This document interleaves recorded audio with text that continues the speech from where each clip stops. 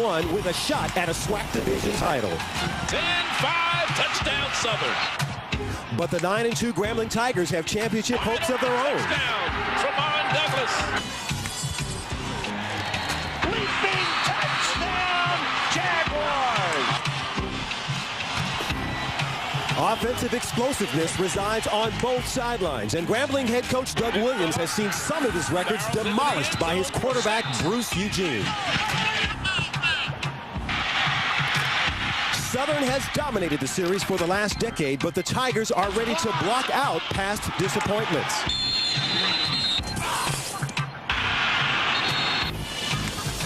And, of course, there's more than just football today. The halftime Battle of the Bands is guaranteed to blow you away.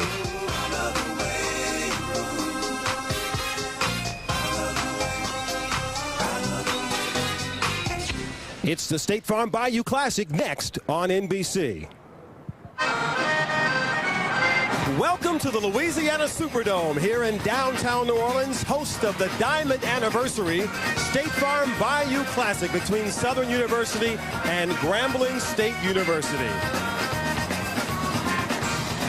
And hi, everyone. I'm Lewis Johnson. Well, today's matchup could not be more perfect. As always, bragging rights are at stake between these two bitter rivals, but there's also some hardware on the line. The winner will be crowned the SWAC West Division champion and will take on Alabama State in the SWAC championship game in 2 weeks. Now, Grambling has won the last 3 SWAC titles, but Southern has beaten the Tigers 9 of their last 10 meetings right here on the Bayou. Grambling head coach Doug Williams played in the very first Bayou Classic back in 1974, and today coaches in the 30th edition with players on both sides wearing throwback jerseys from that first classic 29 years ago. Well, for more on today's game, let's send it upstairs to Bob Papa, Charles Davis, and Don McPherson. Bob?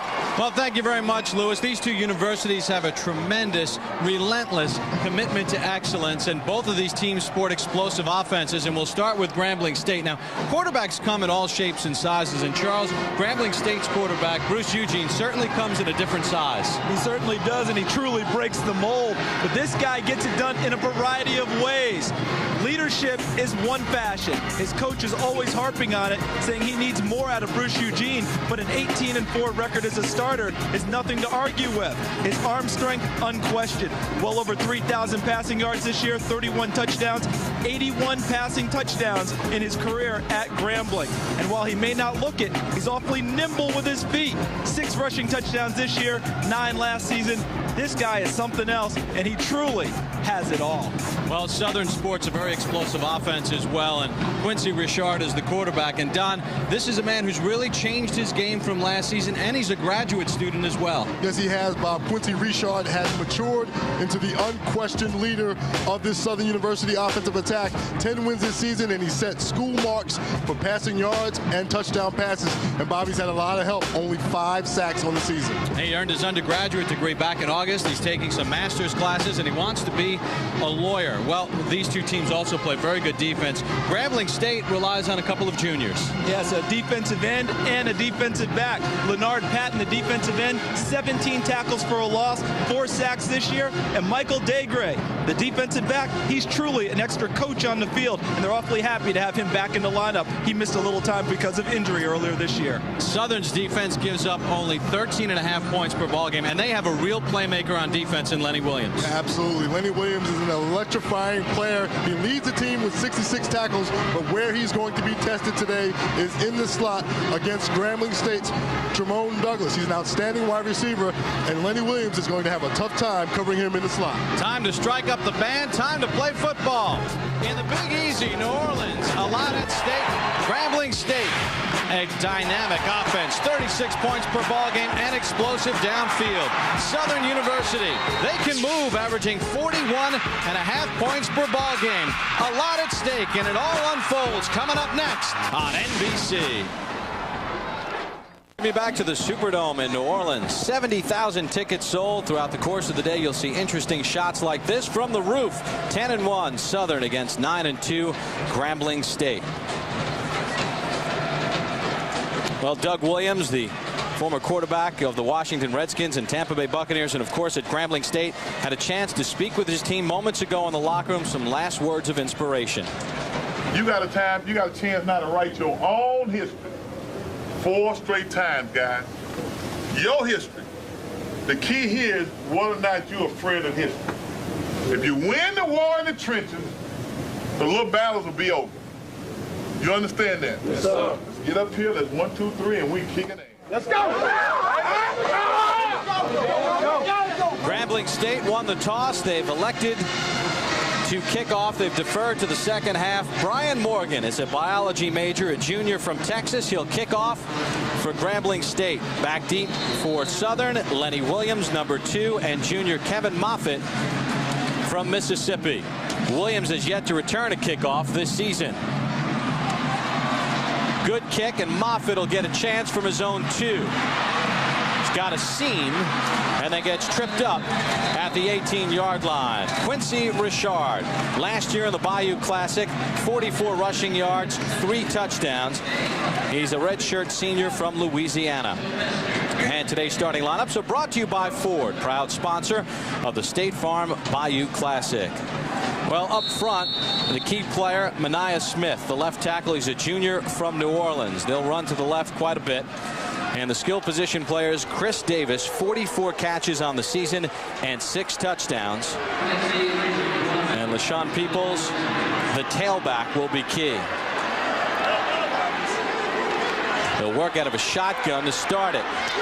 And right away, Richard goes to the air. Going down to the turf was Alfred Ard, and it's ruled a good catch at the 29-yard line and a first down for Southern. Let's take a look at the defensive lineup brought to you by Ford for Grambling State. Patton, as we talked about, a key player up front. Antoine Smith, the emotional leader. He's the middle linebacker. And the secondary, very impressive. Dagre will be a key player in the defensive set. They'll run it on 1st and 10, and they pick up about 6 yards. Gerald Holmes, a senior from New Orleans, averaging 5.3 yards a carry.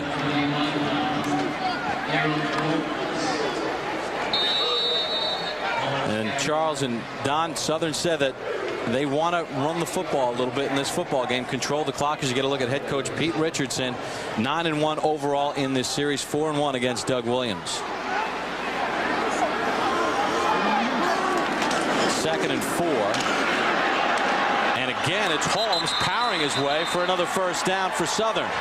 This is a surprise for me. I don't know about you, Don, but Gerald Holmes running the ball early in the game. We expected to see LaShawn Peoples, their leading ball carrier, but look at the pull right there. Number 65, Lunda Wells, offensive guard, pulling into the gap, leading for Holmes. Nice yardage for Southern, opening up very impressively today. Yeah, and Southern definitely wants to keep Grambling State's offense off the field, so expect them to use short passing games and the run game to eat up some clock and keep that Grambling State offense on the sideline. Holmes goes in motion and comes set on a 1st and 10. Richard completes it. That's Ard. Ard down the sideline. He could go, and finally pushed out of bounds by Seneca Lee. But Alfred Ard averages 15 yards a catch, and that time he showed his explosiveness. Yeah, real basic offense here, Bob. Just a curl route by Ard up the top of the screen. The defensive back falls down. That's Octavius Bond, number 8. And he gets a nice little block there by Bridges, and then he's off to the races. Quincy Richard is just a very basic passing attack so far for Southern. They're very basic in curl routes, short routes, and the run game. Expect them to keep up with that kind of very basic attack. 43-yard pickup and a 1st and 10 at the 15. Little double reverse. This is Ard, and a nice play made by Jason Hatcher, a sophomore from Louisiana, the left end, a converted tight end. And you know, Pete Richardson, the head coach of Southern, said he's got a couple of trick plays in there. Well, he said that they practice them all the time. It keeps the kids loose, and there's no doubt that he wants to try and use them today. We just saw the first one. My colleague made a great point early about Southern's attack. Very basic with the run game, pass game, but it's wrapped up in a package that is exotic.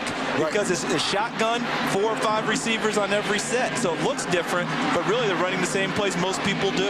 2nd and 10 for Southern. Richard has Holmes open in the flat, and he gets twisted out of bounds inside the 5. Working on the linebacker, Kenneth Petway.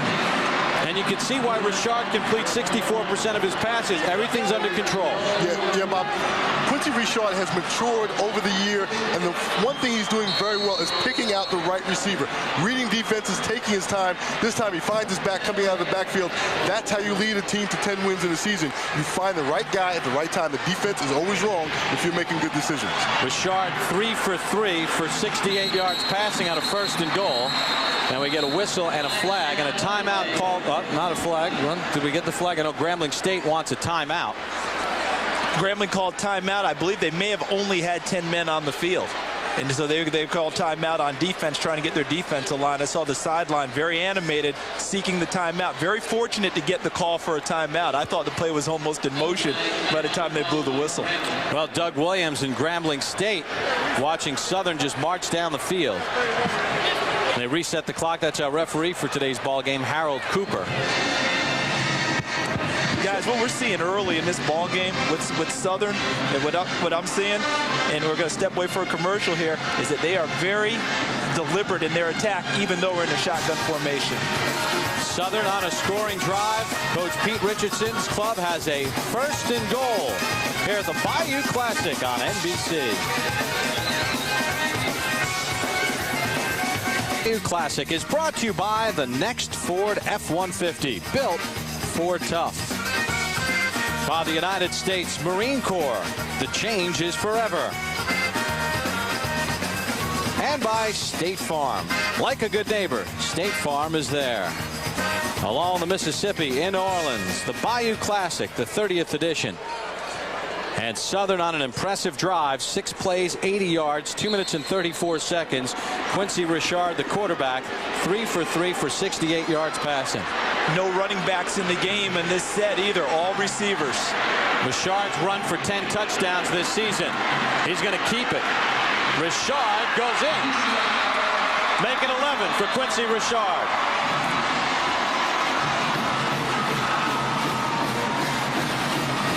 Charles, you talked about it on the last play with Wendell Wells, number 65, the left guard pulling out. Here's Wells right here. He's going to pull out and kick out the linebacker, Antoine Smith, number 90. As 90 comes up, there's the block by Wells, and a nice walk-in through Richard for the touchdown. Good job by Richard setting up the block also, setting it up outside, cutting back inside, and letting Wendell Wells get the angle on Antoine Smith. Freshman Monty Ackley completes the extra point, and Southern strikes first with a 7-0 win as we take a look at the block again on the inside. Here he is, and when he comes to kick out on Antoine Smith, watch how Quincy Richard hesitates in his run, because what he does is shows patience as a runner, makes the cut back inside the block rather than going outside where Antoine Smith might have had a play on it.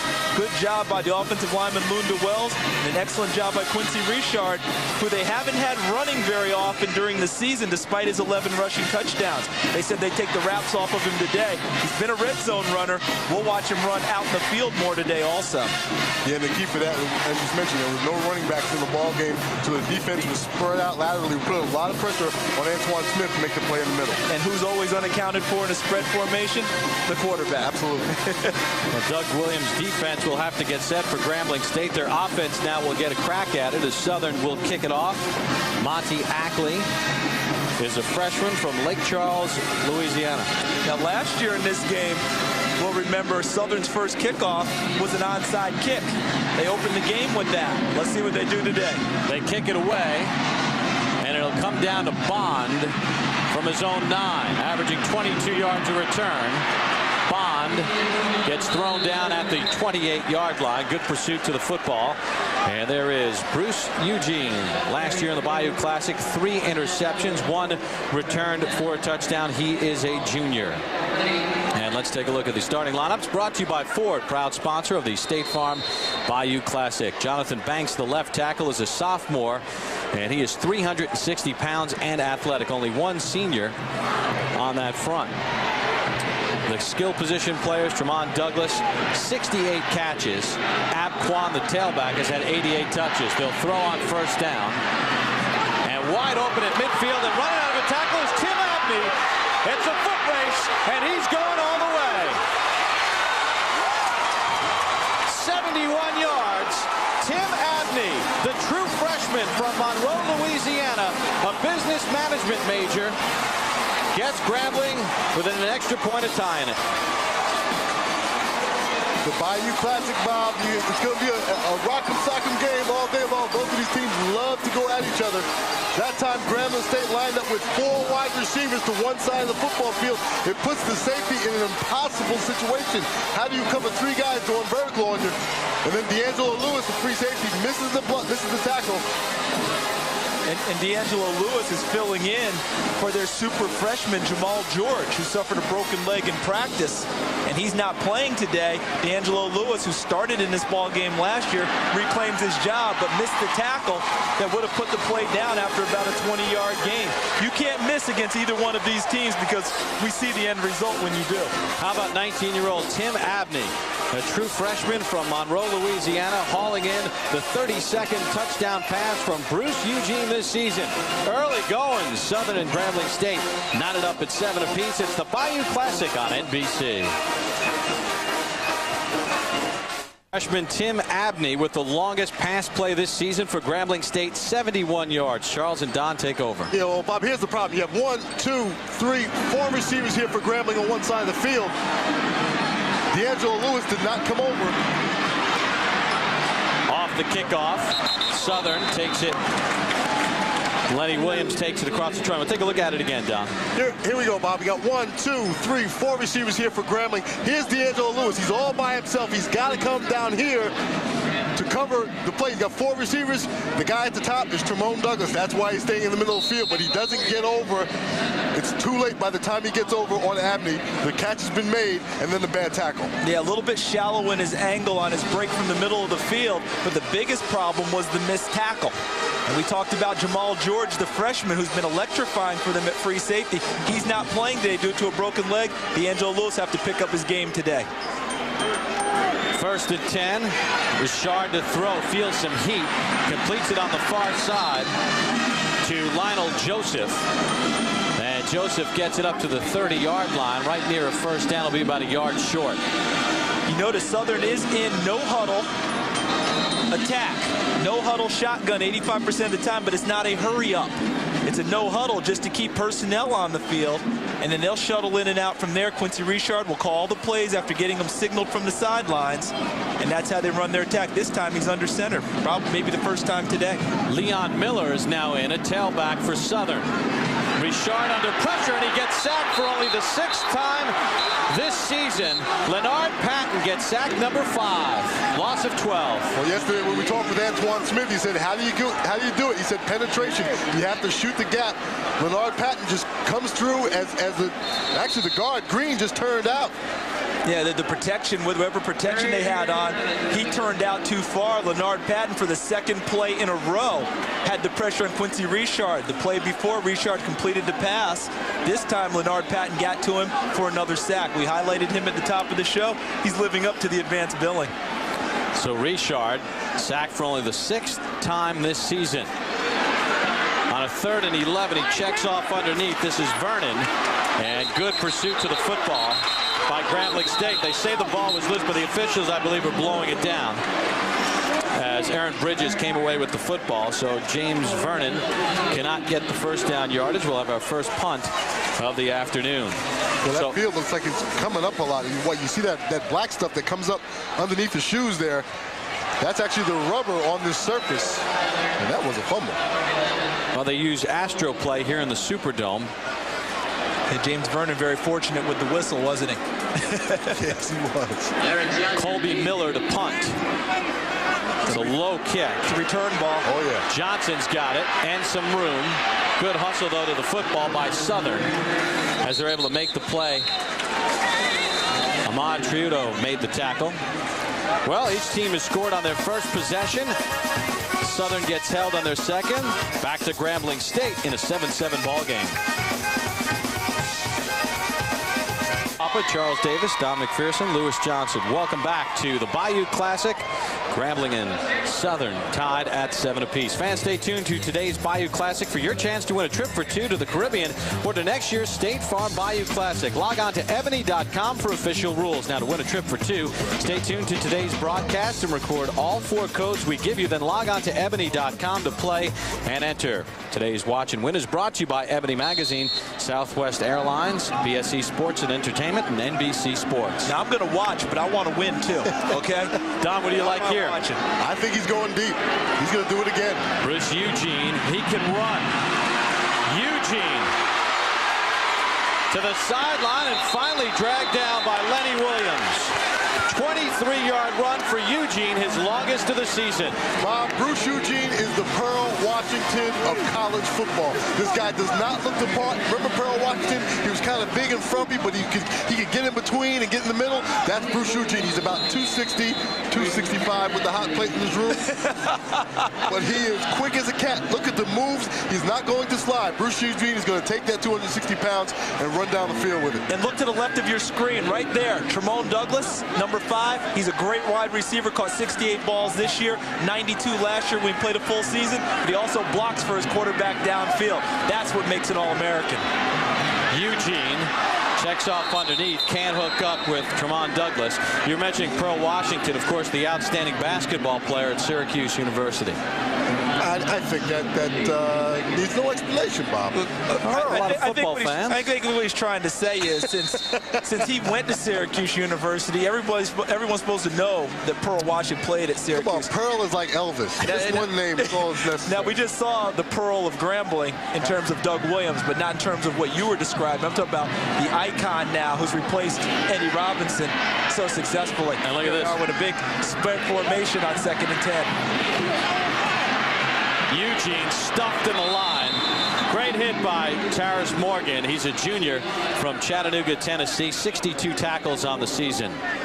Well, it's time to take a look at the starting defensive lineup for Southern, brought to you by Ford. Jonathan Sincere, a civil engineering major, the right tackle, has 4 sacks on the season. Kendrick Paul, an emotional leader, one of the linebackers, and in the secondary, Lenny Williams is the playmaker. D'Angelo Lewis in for the injured Jamal George, the freshman. Lewis had a pick in this game last year, but missed a tackle on Grambling State's first touchdown, and now we're going to get a timeout, Grambling State. Yeah, they had a problem with their formation set. I noticed the players looking to the bench. What formation are we going to be in? And after a while, didn't have enough time to pull the trigger on the play. So Bruce Eugene will get words from the sideline in a 7-7 ball game. It's the Bayou Classic on NBC. With the football, and they have a 3rd down at the 20-yard line of Southern. Eugene. Oh, what a throw by Eugene, and Abney has his 2nd touchdown of the ball game. Eugene hung in there, and he finds the freshman, and Grambling State takes the lead. You know, Bob, one of the things about Bruce Eugene is that he doesn't always read coverages that well, but he knows how to stick the football in there. As he takes a shot in the mouth, he puts this ball in the only place it can be for Abney to score the touchdown. Abney was double teamed on that play, and Bruce Eugene still stuck it in there. Morgan out for the extra point, and he rifles it through. Well, we talked so much about Tremone Douglas, who's the senior wide receiver for Grambling State, but it's been Tim Abney, the freshman, making plays. Yeah, he was the 3rd receiver in from the sideline, and the pass that Bruce Eugene threw on the slant route to Tim Abney, that's as good as you're going to see. I don't care what level we're talking about, Division 1A, Division 1AA, 2, 3, Pop Warner, you name it, because what he did was he adjusted on the throw and threw it side almost 3/4 as he dropped down instead of a classic overhand throw. Well, Bruce Eugene has now thrown 33 touchdown passes this season, 2 in the ball game. We had a chance to visit with his head coach, Doug Williams. He's breaking all of Doug's records, and we asked Doug his assessment of his junior quarterback. You know, I would like to sum him up, but it's hard as heck to sum up Bruce Eugene. Real uncharacteristic guy, quarterback. Real nice guy. To me, I think he's too nice sometimes, and because I fight with him all the time by just taking the bull by the horn and letting everybody know this is your football team. But he gets along with everybody, not only on the football team, but everybody on campus. And, you know, something wrong with that when you get along with everybody. Yeah, and Doug Williams talked about Bruce Eugene getting along with everybody. He wants him to be a leader. He wants him to be a little bit more authoritative on the football field. But Bruce Eugene is just such a nice kid. I think he frustrates Doug a little bit. He drives him crazy. He doesn't play the kind of game that Doug played. But I've got a question. I got to ask this question. You were one of the best quarterbacks that played college football, Don. Were you too nice? Were you the nice guy on campus? Did you get along with everyone? I was not nice. Why does Coach Williams not want him to be the nice guy? Because sometimes it's tough to be tough with your players on the field if you're their buddy. And that's exactly what Doug Williams wants from Bruce Eugene, to be able to get into the face of his players on the field and tell them when he needs them to step up. All right, Southern trying to go to the ground, and only a yard pickup. Again, Jason Hatcher, the sophomore from Louisiana, converted tight end, makes the play on the inside. You know, Southern got the ball first, a brilliant 7-play, 82-yard drive. But, you know, great kickoff coverage, first of all, by Grambling State. Southern has not had good field position. And right now, Grambling's defense, led by their defensive coordinator, Heisch Northern, they're starting to feel pretty confident about themselves. Had a couple of good defensive series. Now they've got Southern pinned deep yet again. Holmes comes set in the backfield on this second down. Richard works the middle of the field. And Lionel Joseph, the senior, pounded on across the 25 to about the 27, a yard short of a first down. What I loved about it is we look at Quincy Richard's numbers. He's 6 for 6 now. He's starting to feel a little heat from Grambling's defensive line. And what I liked about the last play by Grambling was the pursuit from the defensive lineman coming back after the pass rush, making the tackle downfield, even though it's 3rd and short. They are gang tackling all over for Grambling State. Now they have a 3rd and 1, and LaShawn Peoples now comes in on this 3rd and short for Southern. And now we get whistles and flags as the D-line of Grambling State jumped, but there was no contact. Well, it'll be interesting to see what they call here, because this could go against Southern. You hear Doug Williams screaming that they got back. Kador got back. And what was interesting for me as we wait for the call was at the end of the play. Offside on the defense, 5-yard penalty, first down. At the end of the play, did you see where Kador, at the end of the play, got a free shot on Quincy Richard, and really no one confronted him about it. I'm not saying you take a bad penalty, but watch, there's Hatcher, number 85, jumping. Now watch, play's dead. All right, this thing's done. Whistle's blowing. Now watch this. And then there's no one from Southern coming over to talk to Mr. Kador about that. That's not normal. Normally the offensive lineman come and protect his quarterback a little bit more. Well, Southern gets the first down on the penalty. Richard, great pass to the 45-yard line. And it's Drayton Bridges, his 26th catch of the season, a senior from Brandon, Mississippi. Very basic, sorry, Bob. Very basic attack by Southern, and great protection right here. You see the block, you see the wall of protection of that offensive line, establishing that pocket for Quincy Richard and giving him the vision. He's just going to throw to levels. He's got a guy here, he's got a guy here. He's just going to throw to that second level with linebackers controlled by underneath routes. Peoples on the handoff, has some blockers. Peoples down the sideline and finally shoved out of bounds by Seneca Lee. LaShawn Peoples, a junior from North Carolina, said a busload of family and friends were making the 13-hour trip here to New Orleans. And well worth it after the last run. And Don, you mentioned the wall. Well, that's what they call number 75, Mania Smith, the left tackle. The last 2 plays, he's figured in prominently. Pass protection on one, this time a great block on the defensive end in a run situation. That set the corner for LaShawn Peoples. Mania Smith, the Manster or the Wall, whichever nickname you want to give him. Gain of 27. Richard for Peoples. Nice move by Peoples, and he gets dumped at the 9-yard line. He just faked out Kenneth Petway, the linebacker. And what's the toughest tackle to make in football? Open field. Open field tackle on a running back. Exactly. And Kenneth Petway, number 55, a converted defensive end for Grambling, was in a one-on-one situation with a running back in open field. And who won the battle? The running back, as they will probably 8 to 9 times out of 10. Especially in that type of angle. I'm very impressed with what Southern is doing and the maturity of Quincy Richard from a year ago. Haven't seen him at all this year. He looks very in control of this offense. 2nd and 1 at the 9. Oh, Peoples fell down. It's a live ball. It's still loose. Grambling State says they have it, and so do the officials. Huge turnover. Doug Williams' offense will get another crack at it. Only the 18th turnover this season for Southern. Every time Doug Williams talks about the Bayou Classic, he talks about controlling emotion. Here is a big play opportunity. Antoine Smith, number 90, gets a shot at it. It's a big play opportunity. It's a big momentum shift for Grambling State. And you know, that Astro play turf with those rubber tires ground in, you saw Peoples just lose his footing. He tripped on it. Now, in pregame, we talked with a guy who was a former equipment manager in major college football, and he said you have to have brand new cleats and short cleats to play on this field because it can be a slippery surface, and you don't want worn cleats because they will tend to slip. Not sure what kind of cleats LaShawn Peoples is wearing, but they didn't work on that play.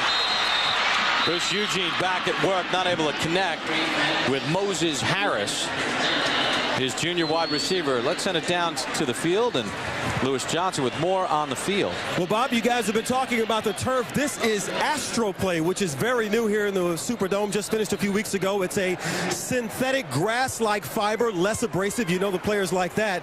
And it has a soft bed of ground, rubber, and sand, which makes it easier when you hit the deck. And, of course, you guys are talking about players with the ability to wear either cleats or tennis shoes. So it's got a lot of flexibility there.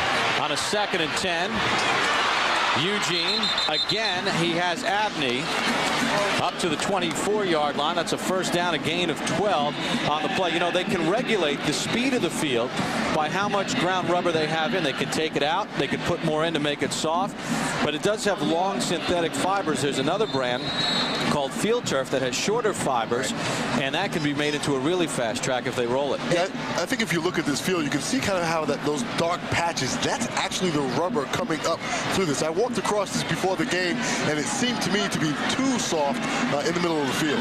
This is only the 3rd game on it, and Eugene, under some pressure, sends it out of bounds and incomplete. Kevin Mack got there. And, you know, these fields take, you know, a full season to settle as well, and this is only the 3rd game on it. It's very similar to a golf course. As a golf course settles in and you get to play it, now it starts to become more of what you were expecting when you first put it down. But I've talked to different players and coaches, and they've all said the same thing. Whether it's Field Turf or it's Astro Play, the one thing you don't want to do is be the first team to scrimmage on it, because all the ground rubber comes out and you come out of there coated with it after the first scrimmage. So you're right, it has to settle in and become, you know, broken in, so to speak. And this field is still going through that process. And Grambling State has to call a timeout. The play clock was down to 1. They're all out of timeouts, aren't they? They're done for the half, aren't they? That should be all 3. That is all 3 timeouts. Eddie Robb, Bruce Eugene wanted to take a timeout, wants to get the play off and make sure it's the proper play. Grambling State with a 14-7 lead. Bruce Eugene has thrown a pair of touchdown passes. Well, the Friday night extravaganza here at the Superdome is a Bayou Classic tradition. And it's round 1 of the Battle of the Bands in a fraternity sorority step show. This look is brought to you by Southwest Airlines, proud sponsor of the Battle of the Bands.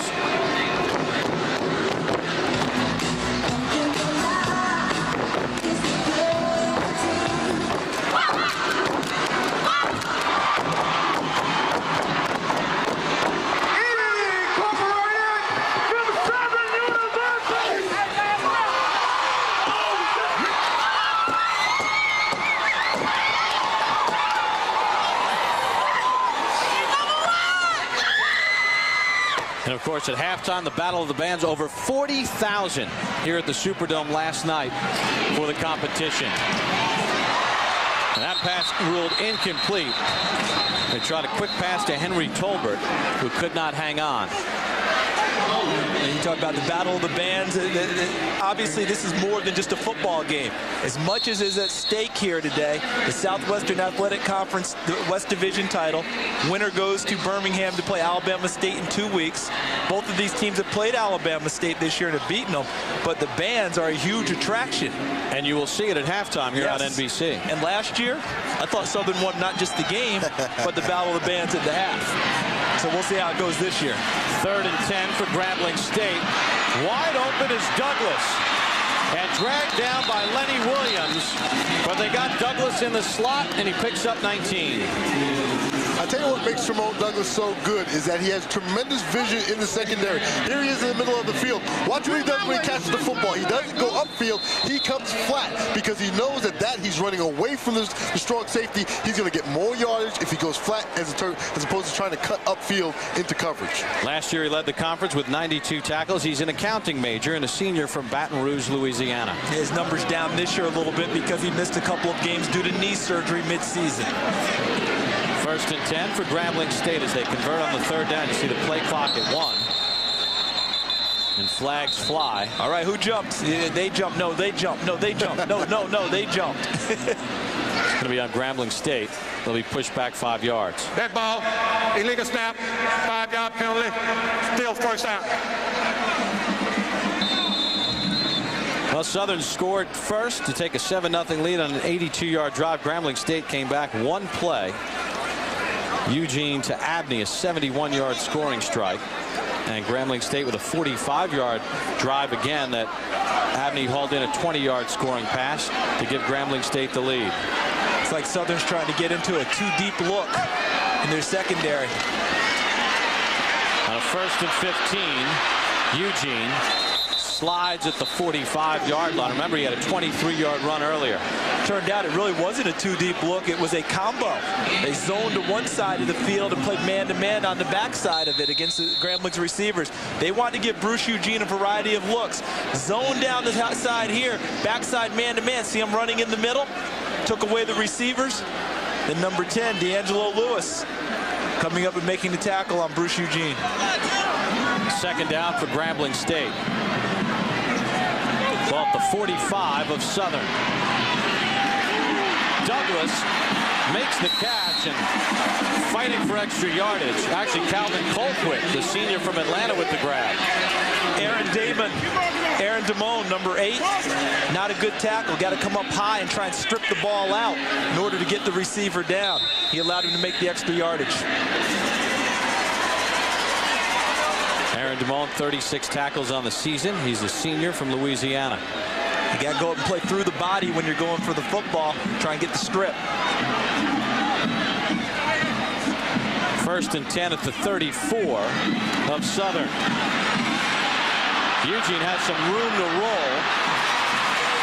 Takes it to the sideline and gets hit out of bounds hard by Lenny Williams and Renee Gettridge. Well, today's Watch and Win is brought to you by Ebony Magazine and Southwest Airlines. Write down the code displayed on screen, then log on to ebony.com to play and enter. And Charles, you talked about Southern playing combo coverages and mixing things up with their coverages.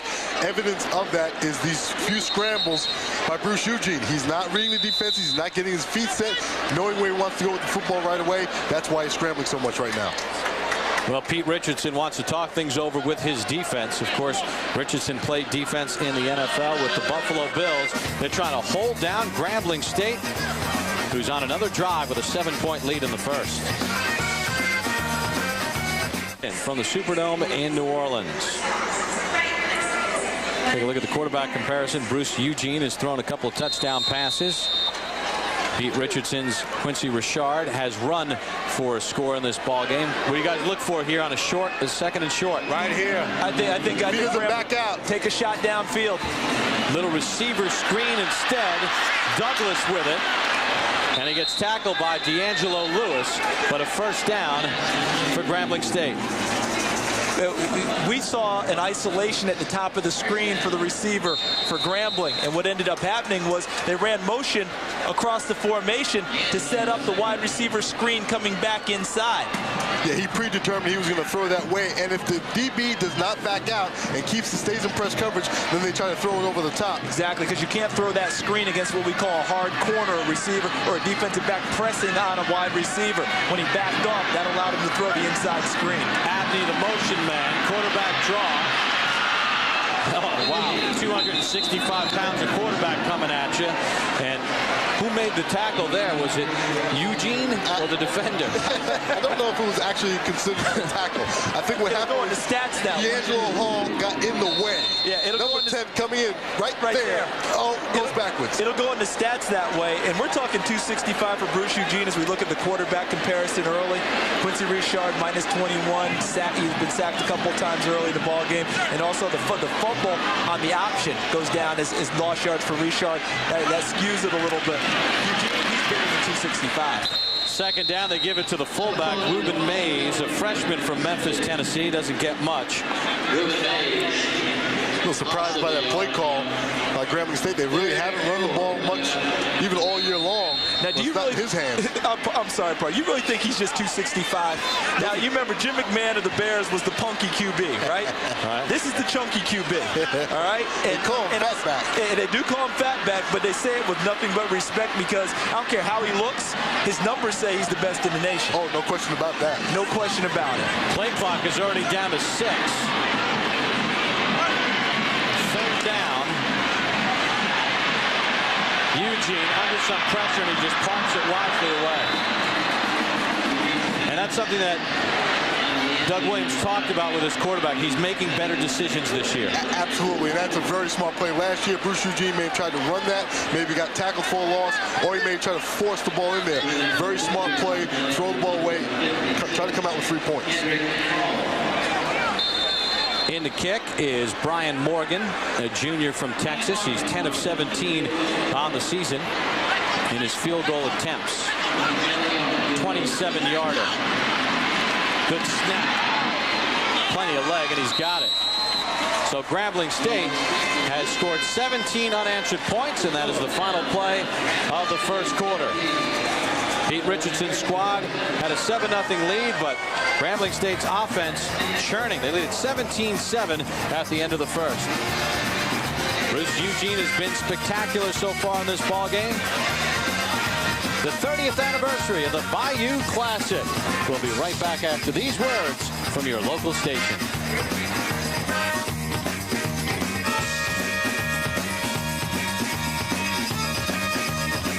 State Farm, like a good neighbor. State Farm is there. They're working on the left hand of Bruce Eugene, the quarterback for Grambling State, who's gotten off to a fine start.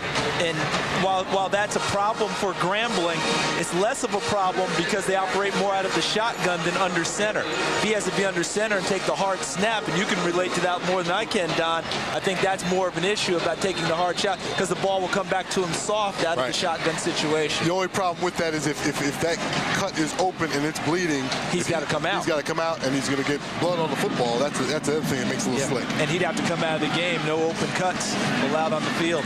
Morgan to kick off. Moffitt. Kevin Moffitt. Morgan, the kicker, can't get him. And finally thrown down at midfield. Brian Langford saved a possible touchdown. Brian Morgan, though, the kicker, made a save. Now, there is a flag, and it's coming back, but what a return by Moffitt. Missed tackle initially. Missed tackle, and a lot of guys overrunning the play. Yes, and then a great cut by Moffitt cutting back. And they always talk about how kickers don't tackle very well. Brian Morgan did enough there because he slowed him up and allowed for pursuit. Return team, 10 yards on the spot of the foul, first down. But there was a hold at about the 33-yard line, so it's going to come back to about the 23. Top of your screen right here is the hold. Real easy play, gets one on the takedown. Yeah, that's number 58, Darrell Hurst, who's a linebacker on defense. They like guys who play on their feet to play on special teams, but he didn't use his hands very well. Richard gets the completion, and they're going to count it to Holmes.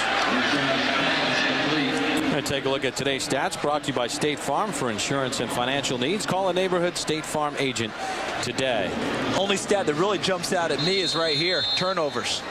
You know, the turnover stat is the only one that really jumps out because that turnover led 2 points for Grambling. Right. As they picked up the fumble, went downfield. And Southern was deep. Yes, they were driving. They were inside the 10-yard line when that occurred. Richard has a receiver wide open at the 35. That's Lionel Joseph, and he gets tackled at the 43. Joseph is a senior from Independence, Louisiana, a microbiology major. Came into the game with 38 catches on the season. Quincy Richard getting great time from his offensive line, picking and choosing, throwing the right ball at the right time. Again, very impressed with how patient he's being in the pocket with his passes, not going for the home run ball, but throwing the short routes, getting first downs.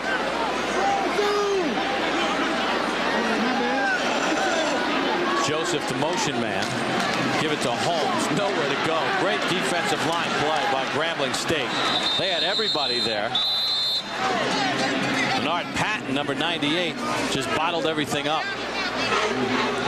Grambling able to collapse the interior of the line. Watch in the middle of the line. Grambling not letting the ball be pushed, but what they got was penetration into the backfield. Pat 98's there. You see Petway 55 on the backside. Jason Hatcher, number 85, the converted tight end. Everyone getting to the football. Coaches love that because when they click off the film, they want to see 11 defenders in the frame. When they click off the film, darn near that for Grambling on that play.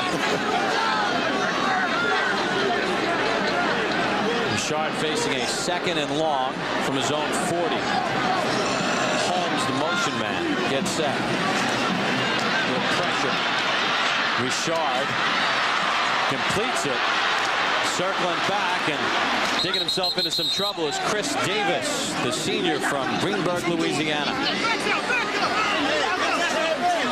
Almost ran himself out of a first down. It's going to be very close.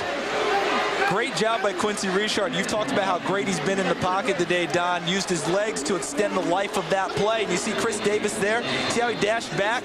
Excellent route running into the middle. Now watch where he catches the football. That's almost first down yards. He dances back for almost 5 yards. And now he's real close to a first down. Had it, lost it, trying to make a bigger play. Sets up a 3rd down and 1. Holmes into the line, and it looks like he has enough for the first down to the 46-yard line. Southern's offense only rushed for 109 yards against Texas Southern 2 weeks ago, and so they've been having some trouble with their run game. They're going to need to step it up in this ball game to keep that man right there on the sideline. They can't depend on a busted finger to keep him on the sideline. No, that's not going to keep him out, is it? And the 109 yards against Texas Southern, one of the worst run defenses in the Southwestern Athletic Conference. They wanted to come out today and establish the run and get back to it because they've run the ball very effectively all year, Southern has. Richard on a 1st and 10 has got Holmes. Nice open field tackle by Michael Dagre, the junior from Baton Rouge. Michael Dagre is such a big part of this Grambling State defense. He was out for a big part of the season. When he came back, this defense lifted up behind him. He's like a coach on the field. He's enthusiastic. And Doug Williams said he's one of the smartest guys out there on the ball field. Gets guys rallying around him. A great open field tackle. Yeah, Bobby made a great point because that open field tackle, one-on-one against the back. Normally the back wins the battle, but not that time. 2nd and 10. Richard has some time. Checks off underneath, and then thrown out hard is Lionel Joseph. And there's a flag on the play. Flag on the play, and we're going to get a penalty against Grambling State on Kenneth Petway. Took a nice play and turned it into a bad one because Grambling rallied to the football, made the tackle on a short gain, and then at the end of the play, it appears they're going to be whistled for a little extra. Dead ball, personal foul on the defense, 15 yards on the end of the run, first down. Yeah, Kenneth Petway, he made the tackle, plays over on the sideline, that little extra twist, and it never helps when you do it on the sideline of the opposing team. Exactly, and the one thing that Doug Williams is upset about right now is he has always talked about keeping the emotion out of this football game. You keep the emotion out, and you play with your head, you play smart. That was not a smart play by Petway. He told us yesterday if the emotions get the best of you, you make mistakes, and there's one there. Richard completes it off to Davis, and Davis gang tackled at at the 24-yard line. A short gain on the play. Grambling State is very fast on defense. They have been pursuing very well, not only in the perimeter, but also in the middle of the field with their defensive line recovering and collapsing back on passes. Well, you get a look at Chris Davis. He's only been playing football for 5 years. He started playing as a senior in high school. He told us the story. His high school coach would have to drag him off the bus every day and get him to go to practice. He would take his helmet off after every practice and say, "I quit. I don't like being hit." He was a basketball player, but he stuck with it. Peoples trips in the hole. Remember, in college football, as soon as you go down, whether you're touched or not, and the knee hits, you're down there. The last 2 carries for Peoples, the fumble when he slipped and he fell in the hole here on this running play. Log on to NBCSports.com for coverage of the Bayou Classic and the latest college football news, scores, and statistics. Plus, check out projections for all 28 postseason bowl games. It's all at NBCSports.com. Yeah, Chris Davis has to give a lot of credit to Alden Foster, his high school coach, for keeping him with it. And now he's starting to blossom in his senior year at Southern. 3rd and 7. Richard under some pressure. Peoples has it. Makes a man miss Bond, and he rolls forward for the first down. If Bond makes the tackle, he holds him short.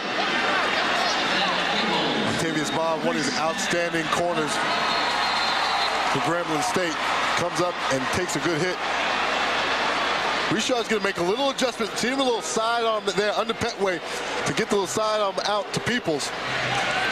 We've seen both quarterbacks make excellent adjustments under pressure with their throws, dropping to 3/4, sidearm, whatever it takes. Both of them have done a great job of that today. Richard, 164 yards passing. They have a wide receiver screen set up, and it's dropped by Alfred Ard. First incomplete pass. Quincy Richard, 14 of 15, 164 yards. You get the sense that Alfred Ard had seen the Grambling pursuit coming from inside out and took his eyes off of it for a second, because where he caught the football, he was going back into the teeth of a pursuing defense on that inside screen. That is a tough play. That's a tough play for a wide receiver. Especially down the red zone where you just don't get that vertical push. Field's contracted. Exactly.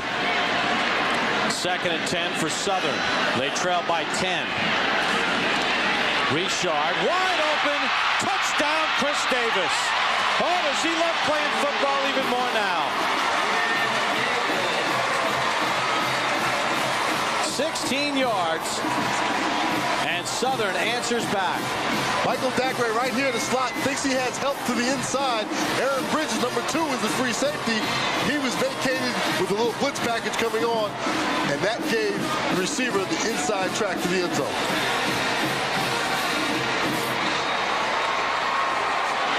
Davis's 7th touchdown catch, and the extra point is no good. Ackley can't convert. But Quincy Richard finding Chris Davis. Yeah, Chris Davis came free because of what Don described. Michael Dagray thinking he had help from Aaron Bridges, didn't have it. Should have been man-to-man coverage. Touchdown.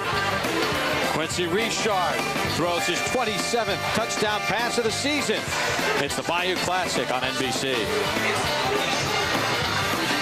Is brought to you by Southwest Airlines. Non-stop service to 59 destinations all across the country. Southwest Airlines, a symbol of freedom. By new Kellogg's Frosted Mini Wheats, maple and brown sugar cereal. And by State Farm. Like a good neighbor, State Farm is there. We welcome you back to the 30th Bayou Classic from New Orleans. Bob Papa, Charles Davis, Don McPherson, and Lewis Johnson. Quincy Richard with his 27th touchdown pass of the season. The extra point was no good. Grambling State with a 17-13 lead. Ackley missed the extra point. His kickoff comes to one of the up men across the 30 to the 35-yard line. Returning it for Grambling State, Adrian Caesar. Take a look at Bruce Eugene on the last drive. Injured his left hand. Incredible when you think about Bruce Eugene, because He means so much to Grambling, and right now they're working on the left hand. Looks like the fingernail broken underneath. Don, you played quarterback. How will that affect you? Well, that's a difficult injury. You'd rather have a laceration or a cut because you can always wrap that up. When it's underneath the fingernail, that impedes your ability to squeeze the football. So it might be a little tough for him to squeeze the football with his left hand. You saw the injured Southern player, Terrence Ball, who got shaken up. Came off of a tremendous block on the kickoff return. He never saw it coming. They always tell you on kickoff coverage, keep your head on a swivel. What a tremendous block by Grambling. And it was number 31, Brandon Hubbard, a backup strong safety. He got the block in on him. That's why I never played on special teams. But you know, you're a quarterback, and when you're good at quarterback, they're not going to put you on special teams. I was just a guy. I had to play anywhere in order to get on the field. Right. I was an administrator. I just tried to get on the field. Well, Southern scoring drive, 12 plays, 76 yards. Richard with the touchdown pass, and now we'll get a false start on Grambling State. Well, for more on Bruce Eugene and that injured finger, we send it down to Louis Johnson. Well, Bob, I was watching as they treated Bruce Eugene, and he was rather unemotional, didn't seem to be any pain. But as I went to the other side of the field over there where Southern is, they were very aware that he's hurt, and the coordinators were telling all the players, make sure if Eugene comes across the line of scrimmage, put a hat on him because they know the finger is injured. Bob? All right, well, Bruce has a 23-yard run in this ball game. I don't think he'll be deterred to run the ball, do you? No, and I don't think he will be, but Louis Johnson brings up a really good point. You put a hat on Bruce Eugene, and it takes him out of his game. On a 1st and 15, they work underneath to Tim Abney. You know, this freshman has 2 touchdown catches in the ballgame. Terrell Owens of the San Francisco 49ers is his favorite professional football player, and he's got that 6'1", 210-pound frame and still growing at 19 years of age. He's a big receiver. And he was a lot bigger in spring practice because Doug Williams came up to him and said, you know, I think you'd be a great tight end. And he immediately went on a diet and slimmed down to 210. 4 catches for 115 yards today and 2 touchdowns. 2nd and short. Eugene can't run out of that sack. Well, they set the linebacker, Gabriel LaFrance. Doug Williams is at the middle of the field, and he is living. Talk about keeping the emotion out of the game. What he's saying is he wants his players to play and keep the emotion out. He'll take all the emotion for them. And he was upset because he felt that there was a hold downfield against one of his receivers, and he wants the officials to be aware of that and make a call. And you know, even though he talks about winning championships, and that's the most important thing, he's 1-4 as a head coach in this Bayou Classic, and you know he wants to get that record better. And he hears about that 365 days of the year. Coach, great job on winning the SWAC conference, but when are we going to beat Southern? 3rd and short. Eugene delivers, and he's got a 1st down to midfield. Henry Tolbert with the catch. And you know, we talked about Doug Williams and obviously all the emotion that's involved in this game. And he says that's what could separate you from winning and losing in this game from a player's perspective. The biggest thing about this ball game is not so much how well you match up, it's how much emotion plays in it. And I think the key for us, and I tell players all the time for the last couple of weeks, the most important thing is control your emotion. Because you can't go out there and play on emotion, because when you go out there and do that type of thing, you're going to make mistakes. You got to just concentrate and do what you've been doing all year. Play your game and let them play on emotion. That's what we're going to try to do. Well, the coach is showing the emotion. Douglas with the catch. Don't you think he's an example of don't do as I say? I mean, don't do as I do as I say, because he's going to handle the emotional side of it. I get to argue with the official because I'm the head coach. You just go play the game. Well, one thing you have to know about Doug Williams, he's been such an outstanding coach. He is a competitor, and he is going to get excited. He's going to express it. But he better get his team fired up with some emotion in this ball game, because right now Southern's the one playing with the emotion. On a 2nd and 3, Tolbert makes the catch as the safety valve, and he's got a 1st down to the 33-yard line of Southern. Eugene 4 for 4 on this drive. Don, you played on all levels. Tell me about that last pass that Bruce Eugene just threw. Well, Doug Williams talks about the things you can't coach. Here he is, got plenty of room, plenty of space to throw the football, set his feet. Nice touch on the football over Morgan, the linebacker. get yourself in first down territory. Just takes everything off of the football, makes it a nice, easy catch for your back. You know, everyone sitting at home in their Barca lounger thought they were going to catch that ball. It was so pretty, wasn't it? Coming right at them. Now Southern has called the timeout on defense. Bruce Eugene playing a masterful football game. Pete Richardson trying to solve the puzzle known as the Grambling State offense. Grambling State, the Tigers with a 17-13 lead here in the first half. Bayou Classic, Grambling State with a 17-13 lead. Actor and comedian Sinbad on hand to check out the Bayou Classic. Be sure to tune in for the Southwest Airlines Battle of the Bands halftime performance. Southwest Airlines is proud to be the title sponsor of the Southwest Airlines Battle of the Bands as we take a look at last year's performances. Don, you and I were here, and Southern won the game handily, 48-24. My opinion was that they won the Battle of the Bands at halftime handily too. I thought they left the Superdome 2-0, and I know that Grambling is coming back hard this year. You have an opinion? Or are you leaving it all to me? I'm going to call Grambling this year.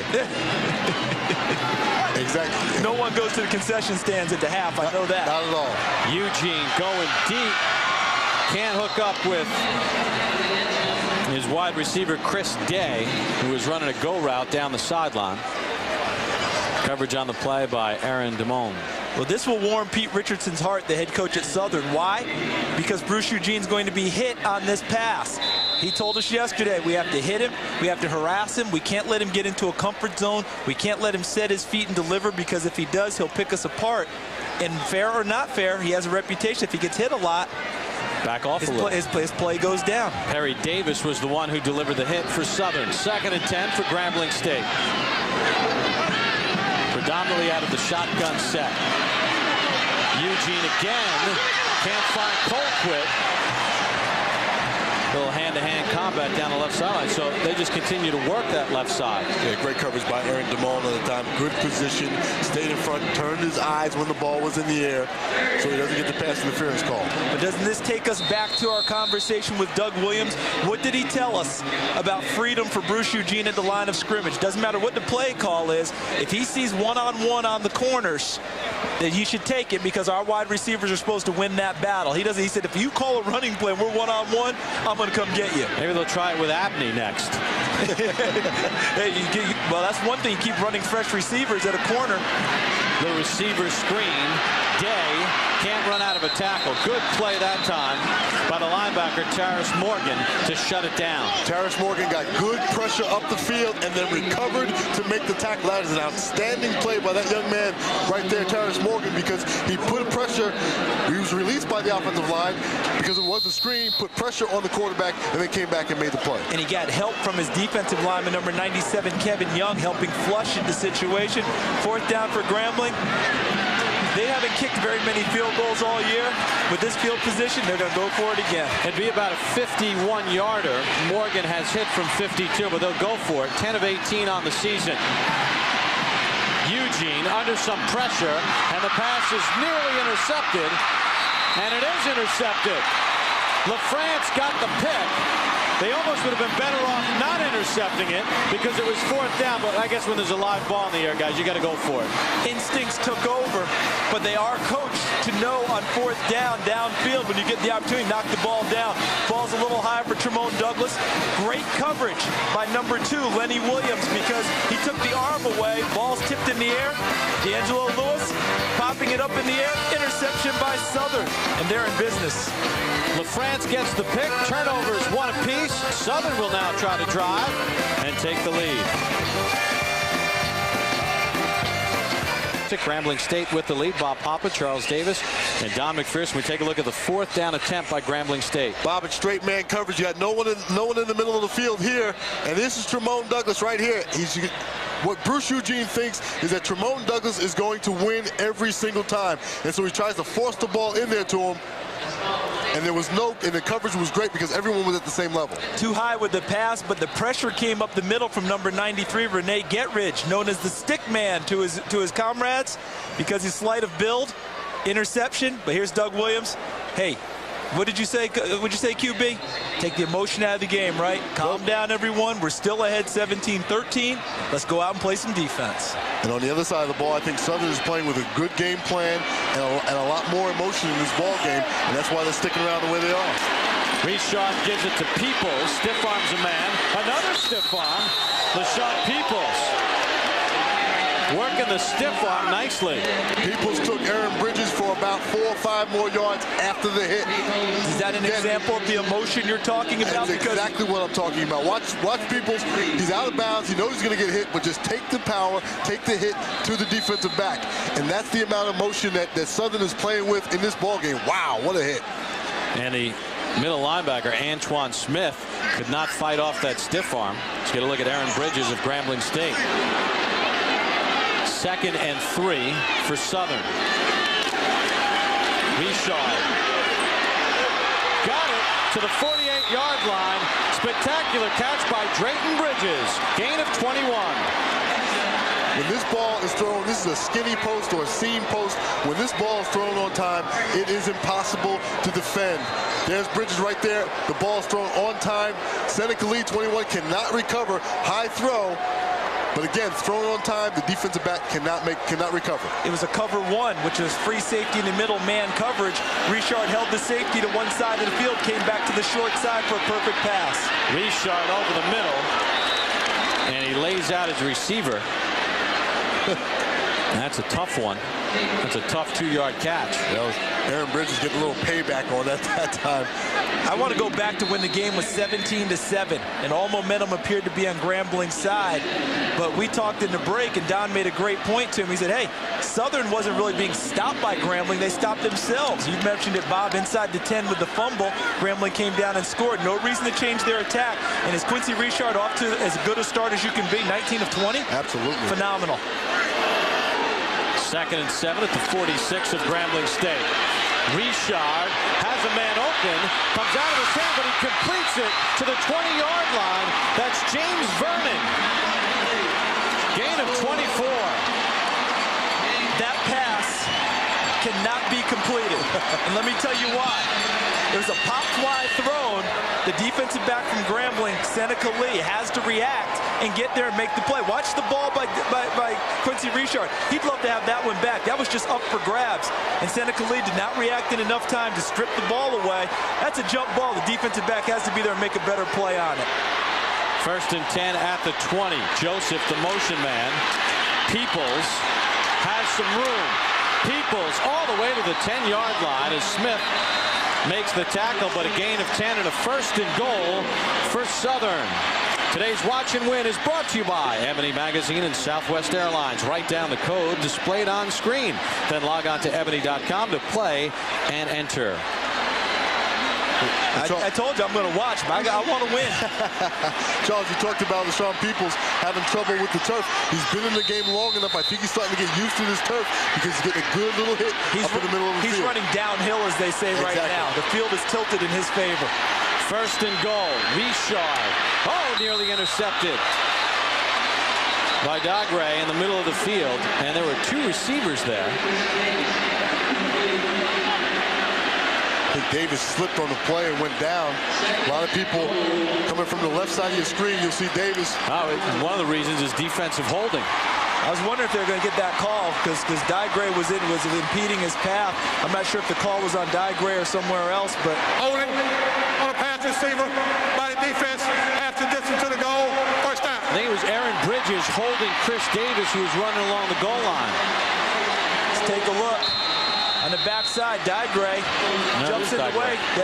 Is Dagre bumping him? And you know what they can call there? The ball's in the air when he's got his hands on him. In college football, you can have your hands on him anywhere on the field until the ball's in the air. Once it's in the air, you have to get off of him. 1st and goal at the 5. Vernon comes set. Reshad will run it. Nowhere to go. He gets to about the 3. And that is it. Terry Cooper stepped in his path. Now we have an an injured player. I believe it's Antoine Smith, the heart and soul of the Grambling defense, number 90. Keep an eye on him right here, making the play, helping make the play against Quincy Richard. Overruns it a little, and then what happens, he catches a knee in the back as he tries to make the tackle as his other teammates make it on Quincy Richard. They cannot afford to lose number 90, Antoine Smith. And this is not going to be a good one because they were out there in a hurry. They knew something was wrong right away with Antoine Smith and wasted no time getting out there in the field. Guys, we had a chance to talk with him yesterday, and his passion, he couldn't even get the words out how emotional he was about this game and what this meant, not only for winning the Bayou Classic, but to win a 4th consecutive conference championship. And 4th consecutive Black national title still at stake, too. Well, they're working on the left leg of the senior from Independence, Louisiana. Southern with a chance to score. Will be back after this timeout. Middle linebacker Antoine Smith, who has a 3.5 grade point average in electrical engineering, an emotional leader of the defense of Grambling State, taken off. Right there in the middle as his legs whipsawed there. Get another look. Look in the middle. He's number 90, and his leg's going to hit number 55, Kenneth Petway. Right there. Let's hope that he's okay. Truly is the heart and soul of his Grambling defense. What a special young man. Really enjoyed the time we spent with him yesterday. Don, what play are you looking here for Southern? I think they're going to fake the counter to Peoples, and Richard's going to roll out towards us. I run it with Peoples right at him. It's 2nd down. I say 3 downs to get a touchdown right here, Southern. 2nd and goal. Peoples sees a lot of Peoples in front of him. You should listen to me. They should have listened to you. Listen to me. That's why I'm not a play caller, Bob. See, that's why I'm next to a quarterback. That's right. Who knows what he's doing. See, but I had him run inside because I was bringing all my guys at him as a defensive guy. Look at all those guys in the box, especially down here. Look at Petway, 51. Look at Hatcher, 85, coming on down the line, who collapsed inside and made the initial hit. Exactly. When you get down here, emotions running high, guys get their ears pinned back, as they say. That's a great time to go play action pass. 3rd and goal for Southern. Richard under pressure. Petway chasing him, and he tries to get it away. And he did. They rule it incomplete. There's no in the grasp here. So the official let the play complete. Quincy Richard dumped it into the flat, had a receiver there, incomplete pass. Good play by the quarterback. And good job by the receiver, seeing his quarterback in trouble, getting back to him to at least give him some kind of target. Now, is he outside the tackle box? He's got a little face mask there right away. Got away with it because it didn't stay. Watch Petway 55. Right there's the face mask. See the referee's behind the play? He can't see it. He can't see it. Now, this is where Quincy Richard's off-season activity helped him because he bulked up and got stronger. Last year, I don't think he gets that pass off. 26-yard attempt. It's low, but it's through for Monty Ackley. So Ackley connects from 26, and Pete Richardson's squad turns a 4th down stop and turnover into points the other way, and now Southern trails by only 1. See, I was thinking he was thinking 3 down territory there on 2nd and short, but the play with Peoples when he was stuffed, bad play called by me. When he was stuffed, that changed what he had to do. And then on the near sack, luckily for them, Quincy got rid of the ball. Quincy Richard got rid of it, set up the field goal by Ackley. It's a 1-point game. This has been such a well-played ball game to this point, and both teams, I think, are playing to their strengths. They're playing to their game plan, and I expect to see that young man right there start to open it up a little bit more with his passing game. He's been stymied. I think Southern's defense has given him too much to look at. It's forcing him to hold on to the ball a little bit longer than he'd like to. I think that's what Doug Williams is saying to him right now, is get your reads, get the ball off, get into a rhythm.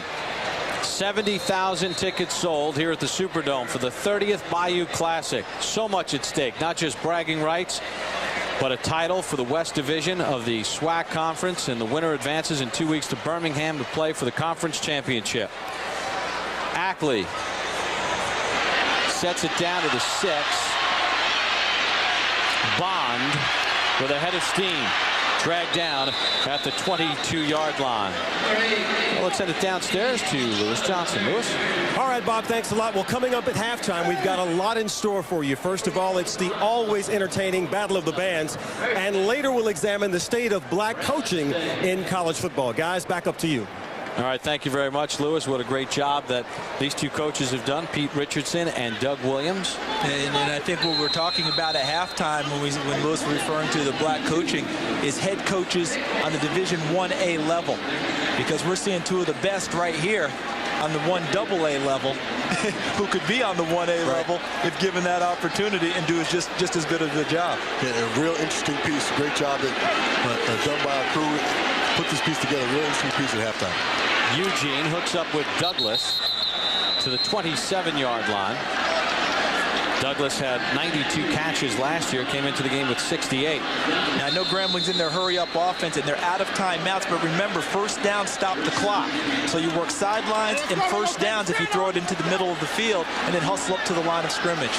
Eugene, near first down territory. Not sure he got it, so they've got to hustle and get up to the line of scrimmage. Yep, the clock won't stop here. Did they get it? Got it to the 34. Got a favorable spot to Douglas. I thought he was a little bit short, but I haven't been right on much today. So, guys, we see so many teams on the collegiate and pro level. They lay back now. Only 3 rushing linemen for Southern. That can cause you problems. Only rushing 1 now. Again, Douglas with the catch. He gets 9. It's interesting how different coaches view it. Some of them want to keep attacking with their defense. Some of them want to lay back and play prevent. Minute to go. The thing you don't want to do with Bruce Eugene is give him a space to throw the football, because that's what he'll do to you. He will pick you apart. He's very accurate, and he can be patient when he throws the football in a controlled passing game. All right, Moses Harris gets the first down catch. Don't forget, coming up at the half, stay tuned for the Battle of the Bands, the halftime performance, plus an interesting look at what the NCAA and the Black Coaches Association are doing to gain equity in hiring for African-American football coaches in Division I. All coming up at the half. Southwest Airlines, the proud sponsor. Eugene throws that one away as Williams was shadowing Douglas. Clock stopped at 19 seconds to go in the half. And he's getting a little testy now as the rushers are getting at Bruce Eugene. He took a little exception to Kevin Mack's hit on him, and one of his offensive linemen stepped up to try and help him out, number 79, Andre Bennett, taking exception to it also. But here's the thing, Brian Morgan is the field goal kicker for Grambling. You referenced it earlier, Bob. He's got a season long of 52. So if nothing else, Grambling wants to get in position to take one last shot at it with their field goal kicker. Eugene has a man at the 30-yard line, and then Day goes backward, but it's a first down, so the clock will stop. But they've got to hustle to the line of scrimmage, because as soon as the chains are set, the clock will start again. So he either spikes it here to get the clock stopped, or if they have a play, they go ahead and run it. Yeah, and he's lucky this is college football, because that was a bad move by Day that would not have allowed them to spike the ball. When he caught the ball, he should have circled to the sideline. You circle to the sideline, or just go down if this guy's in front of you, right, Don? Exactly. Especially in college football, you go down, you stop the clock. Know where your sticks are, know where the first down line is, and play accordingly. Day, a very smart kid. He's a computer information systems and business management major. You see him tapping his helmet when he came out? My bad. He knew. All right, Morgan's going to try a field goal of 47 yards. His long is 52, and he's not going to make it. Misses it wide left. So that is the final play of the first half. A well-played first half for Grambling State and Southern. Doug Williams has only beaten Southern once in 5 previous meetings. Bruce Eugene has a couple of touchdown passes. Quincy Richard has thrown one and run for one. They're playing football, but the Battle of the Bands coming up next. It's halftime here on NBC Sports.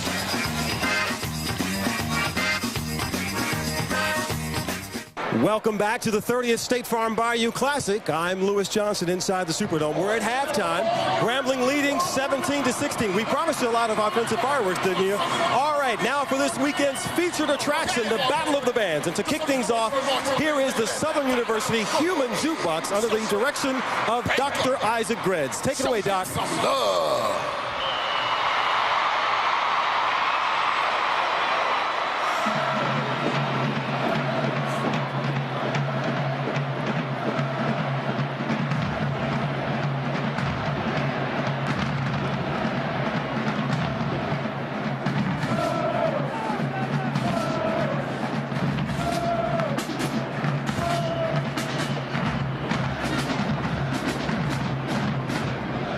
The band will now take you through a precision drill under the sounds of In the Stone.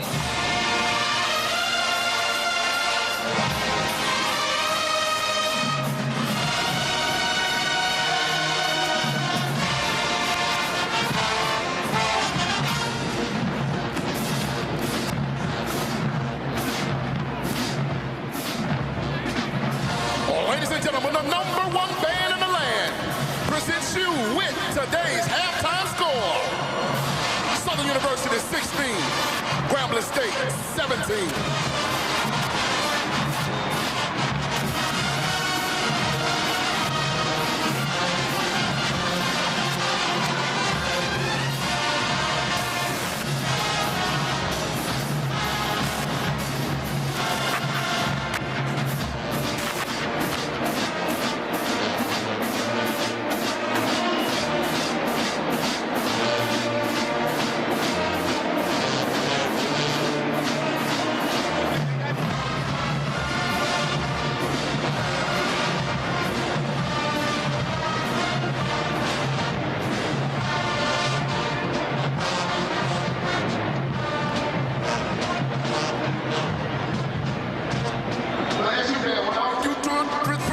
Under the sounds of cold-hearted snake.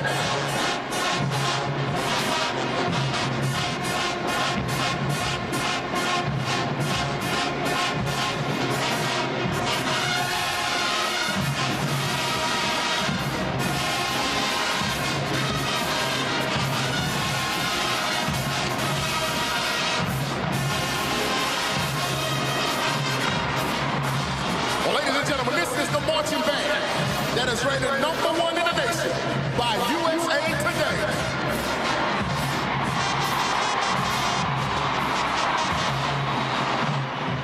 Glide. Glide.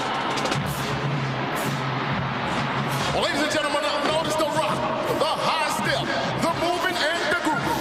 Well, the Southern University Marching Band is often imitated, but never, ever duplicated.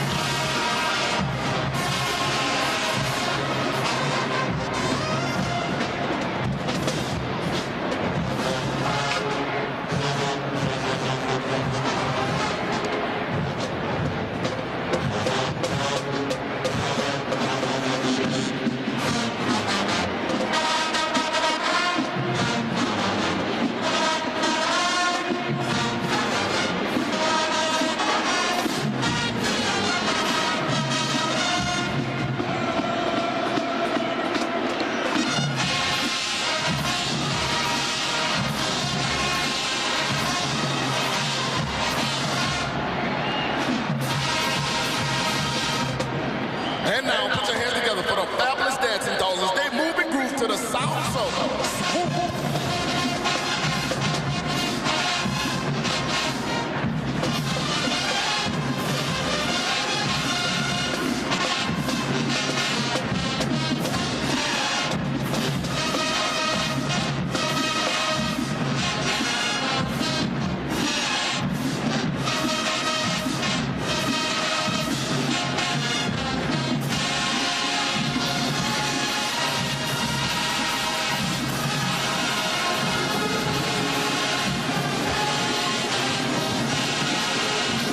Okay, another great show from Southern's Human Jukebox. Well, coming up, the Grambling Band takes center stage after these words from your local stations.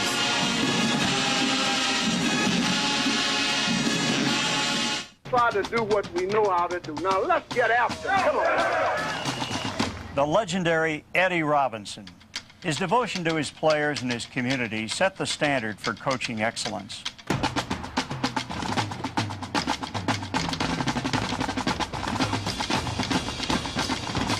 Jim Tressel, leading his Ohio State Buckeyes and living his life in the tradition of Eddie Robinson. Eddie Robinson, to all of us that grew up in the midst of his coaching greatness, admired so much what he stood for.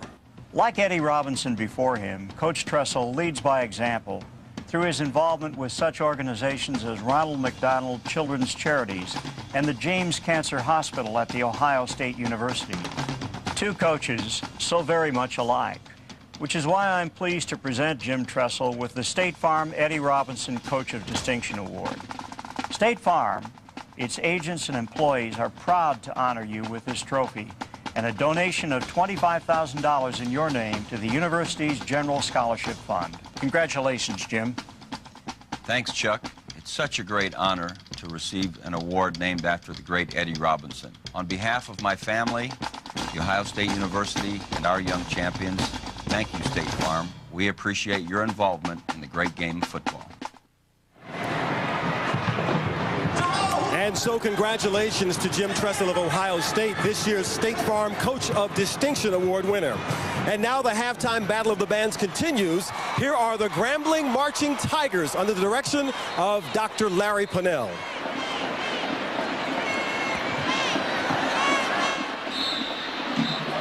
Now if you're ready for halftime and it's finest out, give a warm welcome to the ultimate showstopper machine. It's the 2003 rendition of the world famous, the internationally known, the world-renowned Grambling State University Tiger Marching Band.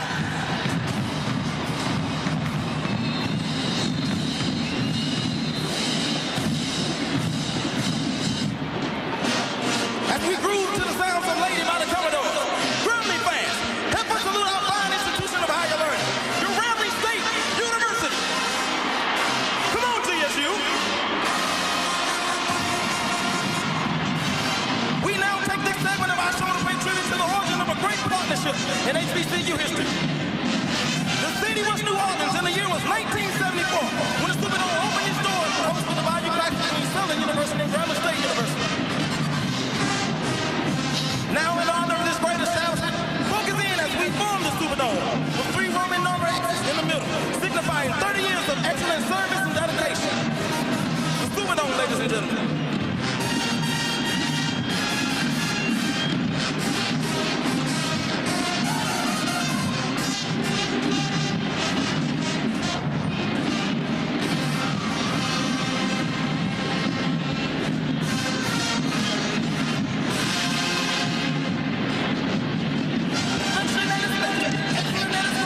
When you think of entertainment, think of the world. Known throughout the country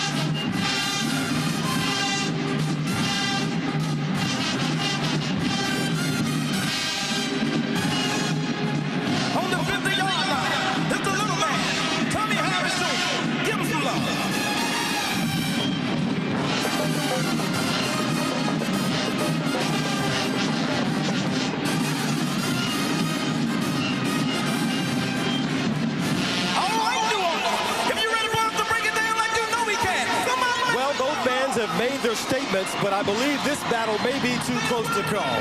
Coming up, we'll take a look at where black coaching stands in college football today after these words from your local stations.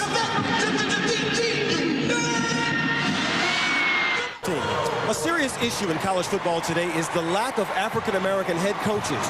Right now, there are only 4 men leading Division 1A programs, but the Black Coaches Association and the NCAA are trying to change that.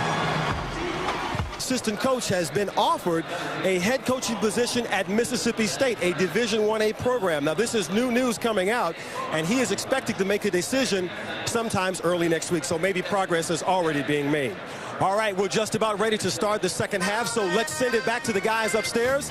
Bob Papa, Charles Davis, and Don McPherson. Bob? All right, thank you very much, Louis Johnson. Sylvester Croom, an outstanding player at Alabama and an assistant coach on the collegiate level as well. So we'll take a timeout. When we come back, the second half still to come. A barn burner, Grambling State and Southern. A one-point ball game, the 30th Bayou Classic on NBC. Davis and Don McPherson along with Louis Johnson back at the Bayou Classic. Everybody getting their hand in the battle of the bands. Southern, and that's right, Southern and Grambling State. Southern to kick off to start this second half. And Bond will run it from his own goal line. Garou gets to the 30. Bond finally run out by the kicker, Monty Ackley, across midfield. Today's stats brought to you by State Farm, title sponsor of today's Bayou Classic. Like a good neighbor, State Farm is there. Monty Ackley with a big tackle on that kickoff return. And Charles and Don, you take a look at some of these key numbers. Well, the key number there is 17-32. Southern has possessed the football. They've held on with that consistent pass game has been so good for them all first half. For me, the only thing that jumps out, and it's not on this board, is that Quincy Richard at the half, 20 of 22 throwing the football for 228 yards. Bruce Eugene, 227 yards throwing the football. And that's how you hold on to the football for 17.5 minutes. You complete passes, you get first downs with your passing game, keep your team on the field. Now, Pete Richardson has to call a timeout before the first snap of the second half as you get a look at Bruce Eugene. We're going to take a look at our quarterback comparison at the half, and you see that, well, Bruce Eugene got off to a great start. His first pass of the game was a 71-yard scoring strike to Tim Abney. Richard has a touchdown, passing and running with the football. Now, going back to that first half stat page we looked at, each team has one turnover, but the Southern one was more costly because Grambling State's came on a fourth down desperation pass. Southern turned it over inside the Grambling State 10. And that's points in a one-point game. Right, Grambling went back the other way to score. And Bruce Eugene in the first half, we've talked about him early and often, and we will continue to talk about it because his play warrants it. First half showing his ability to move downfield, and that was one of the great passes you talked about, Don, being able to throw it from any angle, even under duress. That was the touchdown pass to Tim Abney, first play of the game for Grambling. First and 10 for Grambling State here in the third. Wide open is Colquitt. Colquitt knocked down at the 43-yard line of Southern, and he has a first down, a gain of 14. He has the same formation they began the game with. 3 receivers to one side of the field, flooding the zone. Colquitt just pulls up on the sideline. It's an easy read for Eugene. And that's, again, I think the thing they need to get into with him is get him back into a rhythm with consistent passes. And this is Tremone Douglas. They always use him as the opposite receiver when they flood to one side. Tremone Douglas one-on-one on the backside. Eugene has plenty of time. He's got Colquitt again to the 33-yard line. He's a half-yard short of a first down for Grambling State. And amazingly enough, he's a little upset with himself on the throw. You know why? Because he forced the receiver to come down and get the ball and go to the ground instead of catching it on his feet and able to turn upfield. A nice pass, and Doug Williams will always want that but to take place, have a little bit more. Exactly. Give the receiver a chance to run with it. Charles, you bring up a good point. This is Tremone Douglas up here on the top of the field, top of the screen there. He's drawing double coverage on that side of the field. Flags fly as Eugene just throws it away. Kevin Young came right across the line of scrimmage. Shouldn't that have been blown dead immediately? I thought that he would already encroached unimpeded to the quarterback, blow it dead before you get him hit. offside on the defense, 5-yard penalty, first out. It seemed to me they reacted a little slow on that one. Everybody did. You know, if play happened, go ahead and blow it dead so the quarterback doesn't get hit. Watch here, he's already, see, he's gone. Play's dead. Play should be dead right there, because now what you're doing is free shot at the quarterback, and of course Kevin Young's going to take a shot at it. And we saw Quincy Richard get hit early in the ball game from Grambling side, and that's not good news at all. When you see someone come out, leg all bandaged up. Antoine Smith, the middle linebacker for Grambling State, trying to hit Douglas. Can't. There are 3 defensive backs underneath Douglas. As we see Antoine Smith obviously out for the afternoon. And then that's tougher for Grambling. It's a big loss. And I said in the first half, that's a special young man. I met with him yesterday, and I don't know how you guys felt, but I just felt something from him. I'm going to see him down the road. Whatever path he chooses, success is written all over him. I really enjoyed my time with him. He's a heck of a football player, but what a special guy he is. And the passion. He couldn't even get the words out how emotional he was. Eugene is going to keep it. And it gets dropped at the 23-yard line. Nice tackle made by Eddie Woods, the strong safety for Southern, number 23. See how Eugene was led by number 77, Jonathan Banks, who was singled out by Doug Williams as their best offensive lineman. He went downfield, and there was no one for him to even hit. Watch number 77 on the pull. Right here. He's going to go downfield. Bruce Eugene passes by the big guy and gets the yardage on his own. To teach offensive linemen to go up in the hole just like a running back. Don't come flat, go upfield and find somebody. They definitely want you to hit someone when you go downfield. Could be a flag. On a third down pass, he can't hook up with Colquitt. And they're going to send out the field goal unit as they fail to convert on that 3rd and 3. And this is not good for Grambling, and I'm going to tell you why. Every time they're settling for field goal attempts, with the way Southern's offense has been playing all game, because for the most part Southern has run pretty well on offense too. You don't want to lose the battle of attrition in terms of field goals to touchdowns. That's what's going to upset Doug Williams. 40-yard attempt, and it is blocked. Blocked at the line of scrimmage, scooped up by Southern, and finally pushed out of bounds, but great pressure on the inside, and Southern is able to get the block running with the football. It was Victor Phillips. I think D'Angelo Lewis, number 10, came up the middle. There appeared to be 3 Southern players who had a shot at the ball for the block. I thought D'Angelo Lewis, number 10, got it as the pressure collapsing from the side. There's Moffitt, 37, but right in the middle was 10. D'Angelo Lewis elevating and blocking the field goal attempt. Grambling State has failed on 2 field goal opportunities. The difference in this ball game right now, a missed extra point. But Southern has great field position. Doug Williams didn't like it. The protection up front. Southern trying to regain the lead in the 30th Bayou Classic on NBC. Brought to you by the next Ford F-150, built Ford tough. By Southwest Airlines, non-stop service to 59 destinations all across the country. Southwest Airlines, a symbol of freedom. And by State Farm. Like a good neighbor, State Farm is there. Bourbon Street, downtown New Orleans, the 30th Bayou Classic. Bob Papa, Charles Davis, Don McPherson, and Lewis Johnson.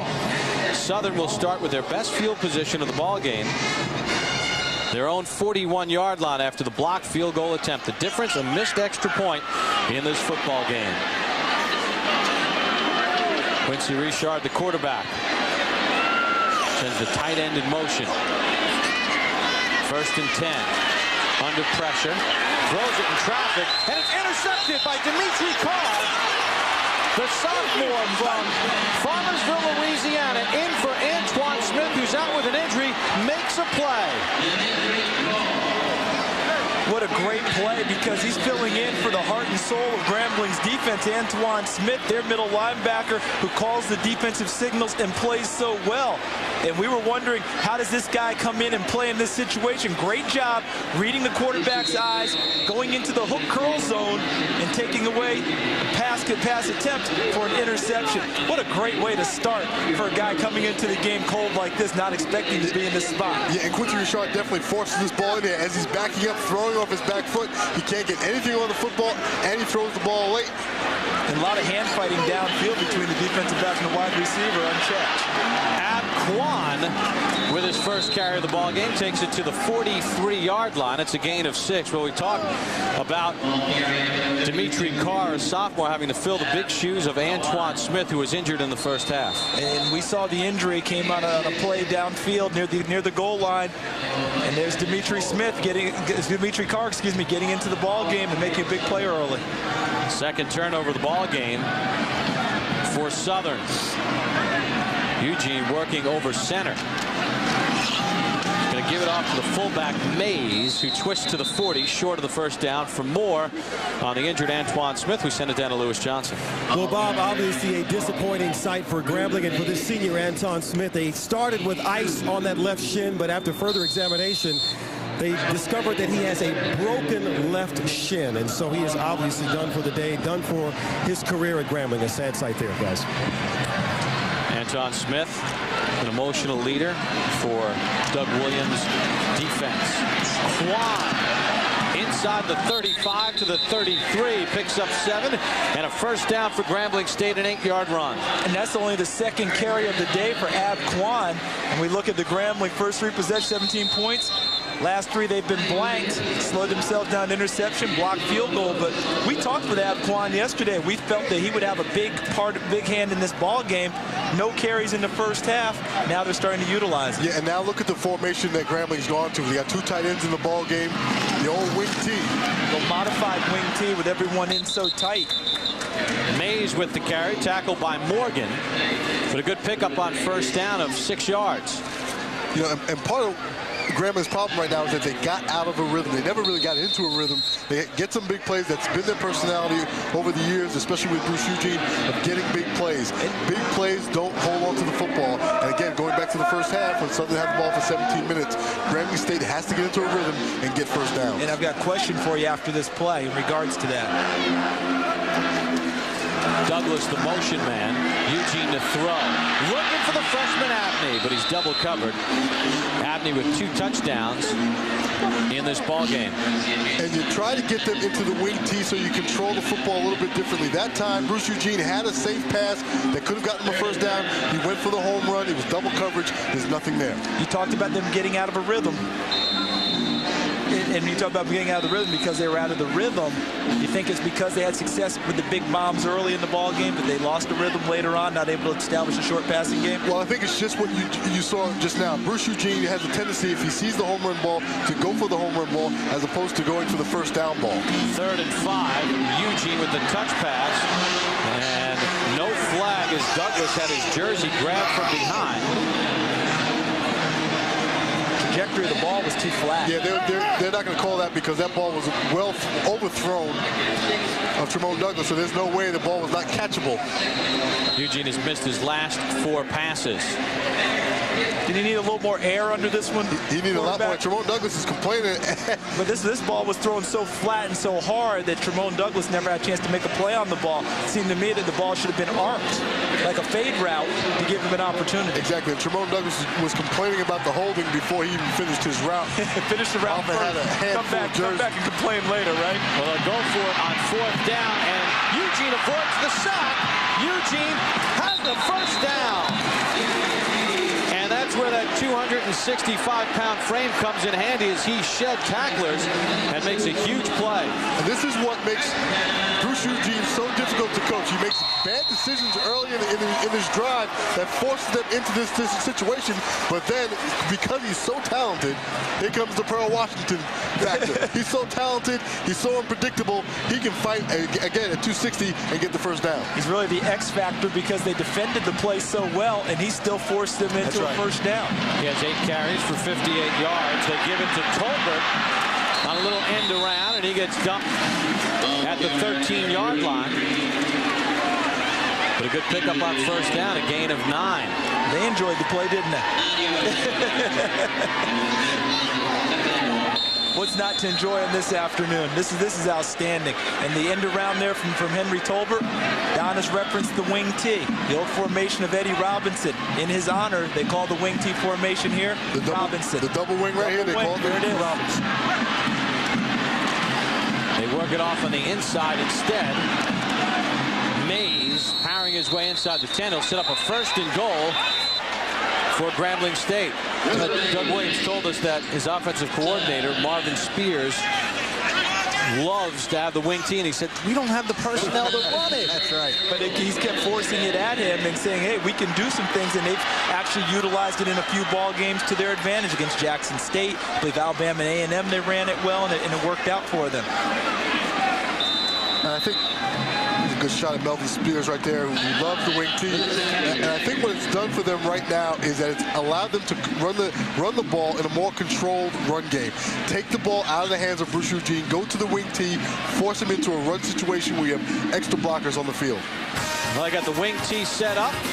They lead by 1. Grambling State has the ball inside the 10, trying to widen their lead in the 30th Bayou Classic on NBC.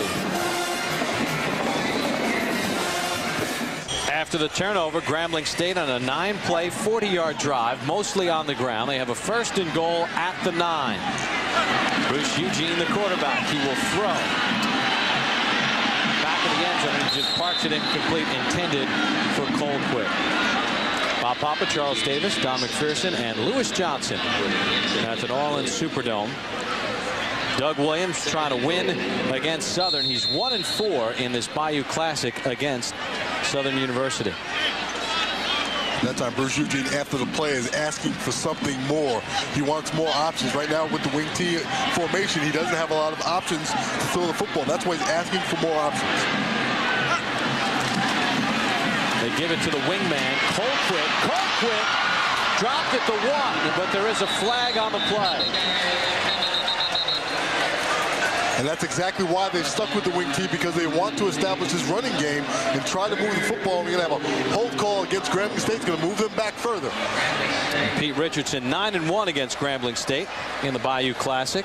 95 career wins at Southern. That play sure looked pretty, though, didn't it? Holding on the offense, 10 yards to the previous spot. Replay, 2nd down. Usually a hold makes it look prettier. Of course, you know, when you hold, all of a sudden your guy's got more room to run. It's amazing how that works, isn't it? But it was shades of Sammy White, who's on the offensive staff of Grambling, playing wing back here at Grambling and carrying the ball. Tremaine the Truth Johnson, who ended up playing in the NFL, the San Diego Chargers. That type of a player that you could run the wing T with, the counters with the wing backs, and also being able to get downfield and create in the passing game. 2nd and goal at the 19. Grambling State with a 1-point lead. Bruce Eugene back to the shotgun set. There's a blitz on. He unloads it in the left. And running out of a tackle is Moses Hayes, and he's dumped at the 8-yard line. Yeah, Aaron Damone a little upset with himself again because he had a chance to make the tackle and put him down about 3 yards ahead of where the play finished. Yeah, they had a little stunt going on in front of him, so he couldn't come up and bump. He had to stay back a little bit. Moses Harris, a phys ed major out of Dallas, Texas. Eugene had missed his last 5 passes after hitting that one. 3rd and goal at the 8. And they've broken out of the wing T back in a conventional set. 2 receivers top of the screen, 2 receivers to the bottom. Play clock down to 4. Eugene under pressure. Stumbles and the pass incomplete. He slipped up on that turf and he couldn't really set himself to throw. And give credit downfield to Victor Phillips, number 34, for his coverage on Tremone Douglas. Stayed with him the whole way. The officials allowed them both to be physical in the route. Again, forcing what? A field goal attempt by Grambling. These are all victories as far as I'm concerned for the Southern defense. Anytime you have to force Grambling to attempt a field goal, even if they make it here, it's a victory. They're not trading touchdowns against them. Doug Williams frustrated again with another attempt inside the red zone. 25-yard field goal attempt for Brian Morgan, who's had one blocked, and he's missed one. Gets this one off and knocks it through. So they convert the turnover into 3 points. And with 7:18 to go in the 3rd, Grambling has a 20-16 lead. Doug Williams wanted a touchdown. He'll take the 3. Service back to Southern after this timeout. Ford Coach's Moment is brought to you by Ford, proud sponsor of the State Farm Bayou Classic. John Gallardi of St. John's in Minnesota. 410 wins. Eddie Robinson, 408. Bobby Bowden, 341. Joe Paterno at Penn State with 339 wins in the Bear. Paul Bear Bryant at Alabama, 323 victories. The winningest coaches, and Eddie Robinson, of course, left his mark at Grambling State with those victories. 408 strong. Got a banner for him here in the Superdome, celebrating his accomplishments. Off the kickoff. Not much doing again. Good coverage. As Southern will start from their own 24-yard line. Well, we talked about Eddie Robinson and his 408 wins at Grambling State. We had a chance to talk with Doug Williams, who, of course, played for the great Eddie Robinson. And we asked him what Coach Robinson means when you talk about Grambling State. When you talk about Eddie Robinson and being the head coach at Grambling State University, there ain't no doubt, no matter what we do here, how many championships we win, how many games we win, the bottom line, Grambling football starts with Eddie Robinson, and that's history. It's been written, and you can't rewrite it, and you can't erase it. So Eddie Robinson is Grambling. He truly left his mark. They'll hand it off on first down to Peoples, who gets nothing. Great pursuit by the Grambling State defense. For more on Coach Robinson, we send it down to Lewis Johnson. All right, thanks so much, Bob. You know, I talked with Mrs. Eddie Robinson, his wife of 65 years, Doris, just this morning, and she told me that she was getting the den ready, their favorite room, and Coach Rob would be in his favorite chair to watch this 30th edition of his Classic. He had his son and grandchildren, great-grandchildren all around to watch the game, and she said he knew that the Classic was happening, and even though he could not be here physically, that he is here in spirit. And so, Coach Rob, from all of us at NBC, we send our best wishes to you and the family and hope you're enjoying the game. I know it's a close one. All right, thank you, Lewis. A check off underneath, and that's Lionel Joseph. In fact, the right end for Grambling State, Leonard Patton, is a cousin of Eddie Robinson.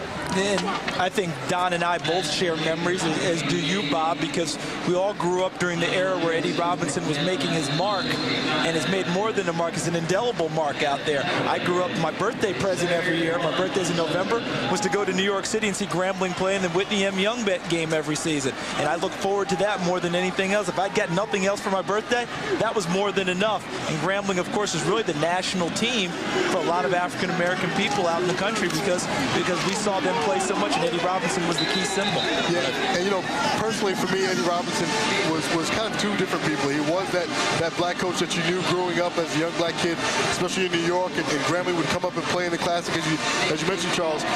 But as an adult, and as someone who works in education, works in higher education, and also with athletics, he is such an amazing man in what he has done. You hear about his marriage to Doris for 65 years. What a tremendous model that is for our society, for our culture. And again, when you see coaches who come and go on different college campuses, Eddie Robinson, as Doug Williams said, is Grambling because he put his heart and his soul into this institution and raising young men into great citizens. One of the great quotes from Eddie Robinson is, I leave my mark this way. I've had one job and one wife. You know, and he was so proud of that fact. One job and one wife. What a tremendous man. Coach, we wish you all the best, and we thank you for everything that you've given all of us in football. And remember, this isn't just black college football. We're talking about football, period. The man was an innovator, a tactician, an educator, just a tremendous overall man. Had a chance to meet him numerous times at different functions in the New York area. And when you think of Coach Robinson, you think of a gentleman and class. Just like that man, Pete Richardson, the head coach at Southern. And you definitely don't want to overlook what Pete Richardson has done in his time at Southern. 9-1 in the last 10 Bayou Classics against Grambling. Screen pass, underthrown to Holmes in the left flat, and it'll be a 3rd and long now for Southern. And Dimitri Carr, who had that interception to start this 3rd quarter, and the Grambling State defense really turning it up a notch here, guys. Huge 3rd down here for David Oliver, the offensive coordinator of Southern. They need to move the sticks and keep possession of the ball because they have a chance to go down because they've held Grambling to 2 field goal attempts this half, 1 made. This is their opportunity to take the lead. They can hold on to the football. Richard under pressure, avoids the sack, buys some time, deep downfield, and he's completing it. That's Ard, Alfred Ard. He's still on his feet, and he's going to score. yards. What a catch by the junior from Louisiana, Alfred Ard. You keep talking about emotions. When you play with emotions and you try to make big things happen, they will happen eventually. There were so many amazing points in this play. Grambling State showing blitz, backing out of it. Now Quincy Richard just backs out of the pressure. He's actually throwing the ball down the field to a different receiver. He's got two guys in the area. Ard just comes out of nowhere, steals the ball, and what tremendous balance for Ard on the tackle, or attempted tackle, by Tavis Bond. Ackley has the extra point block, so he's missed one, and he has one blocked, and Southern's lead is only 2. Alfred Ard, who had a 43-yard catch and run earlier in the ball game, goes for 65 yards. Remember, Doug Williams told us yesterday he was worried about Southern's receivers this year. They make yards after the catch. Here's 65 yards of them. Incredible play. Quincy Richard's legs kept the play alive. He made the pass downfield. Alfred Ard, the center fielder on the Southern baseball team, gathers one in deep and takes it all the way in. Southern by 2 here in the third. With a 65-yard touchdown pass to Alfred Ard. Well, Bob, this is what Quincy Richard is looking at. He's got a route here to the corner, and then this guy's going to come out here, Alfred Ard, and that's who he was looking for. On the scramble, Ard starts to go up the field. In other words, he sees his quarterback coming towards him. His rule is you run up the field. So Ard's going to take it up the field, and that's when the two receivers come into the same area. Fortunately for Southern, Quincy Richard hit the right guy. Yeah, he hit the right guy, and Alfred Ard goes downfield. Aaron Bridges, number 2, has a chance there, misses the tackle on the play because I think he was going for the other receiver. Ball ended up with Ard. Now Octavius Bond trying to make the tackle, trying to punch the ball out, doesn't secure the tackle. Now take a look. Does his knee touch? I say no. I saw daylight underneath there. Watch at the end of the run here with Alfred Ard going downfield. See if his knee goes down. I don't think it does. Matter of fact, I think conclusively it does not, and he sprints into the end zone. Does that make Doug Williams happy? No, but look, you see how Doug's knee doesn't go down either, so neither one of them touches the ground. Good call by the officials. It was a great call by the officials. And great work by our cameraman. Yes, it was. And, you know, Doug's had, what, 5 knee operations? That's right. There's no way he's going all the way down. If he does, he doesn't get back up. On a 3rd and 9, Southern goes 65 yards. They have their first lead since it was 7-0. Bond to return the kickoff. Bond gets to the sideline, and Bond gets dumped by Williams. And there is a flag on the play as well. Yeah, it's going to be a holding against Grambling State. Surprise, surprise on a kick return situation. How many times have we all seen that in football, right? Oh, yeah. Because you're running full speed, hard to get them. Really hard to get people lined up correctly to make the key blocks, and because of the speed of the game, you think you have him. He puts a little extra burst on, hit him in the back. On the return team, 10 yards from the spot of the foul, first down. So Grambling State will be pushed back 10 yards. Today's Watch and Win is brought to you by Ebony Magazine and Southwest Airlines. Write down the code displayed on screen, then log on to ebony.com to play and enter. Yeah, weren't you featured in Ebony recently, QB? That wasn't me. That wasn't you? No. It will be. No, it will be. They're missing a great story if they don't get you in there soon. I tell you what is a great story is that this game is starting to remind me of last year's Bayou a little bit, where Grambling State was turning the ball over. It was uncharacteristic for them, and they never got back into a rhythm. In this game, they haven't gotten into a rhythm, and I think they're struggling to find a way to move the football consistently. Here they come out again in the wing T, 2 tight end offense. They're trying to find a way that's not their characteristic. Bruce Eugene is used to throwing for 300 yards a game. Now he's being forced to run the football. Ruben Mays picks up 9 yards on first down. Mays, a freshman from Memphis, Tennessee. And what did Doug Williams tell us? We got here because of Bruce Eugene and our receivers. Right. We really don't want to change what we're doing, but you just pointed it out. They have changed what they're doing. Well, Mays gets tied up on that inside handoff. Well, in the 2002 Bayou Classic, Grambling State's Bruce Eugene threw 3 interceptions, and Grambling would lose 3 fumbles on the day, and the Tigers couldn't overcome 6 turnovers, and they lost to Southern 48-24, and they had 5 turnovers in plus territory with an opportunity to score points, and they were not able to get it done. today hasn't been turnovers as much as it's been their inability to score in the red zone. I mean, 55 his last year's 55 attempts, 3 interceptions, and that was the way that Bruce Eugene had played all last year. His numbers were phenomenal, but he came into this ball game, threw the ball a lot, completed a lot of passes, but threw the 3 picks and never got his team going in a flow. Same thing is happening right here. Yeah, just again, the ball's not being intercepted as much. He's thrown 1 today. The ball's not being kicked around by Grambling, but they've gotten in the red zone and had to settle for field goals today. They've kicked 1 successfully. They've missed 2 and had 1 block, correct? Or somewhere in that neighborhood. So that is, as I said before, to me, that's always a win for Southern.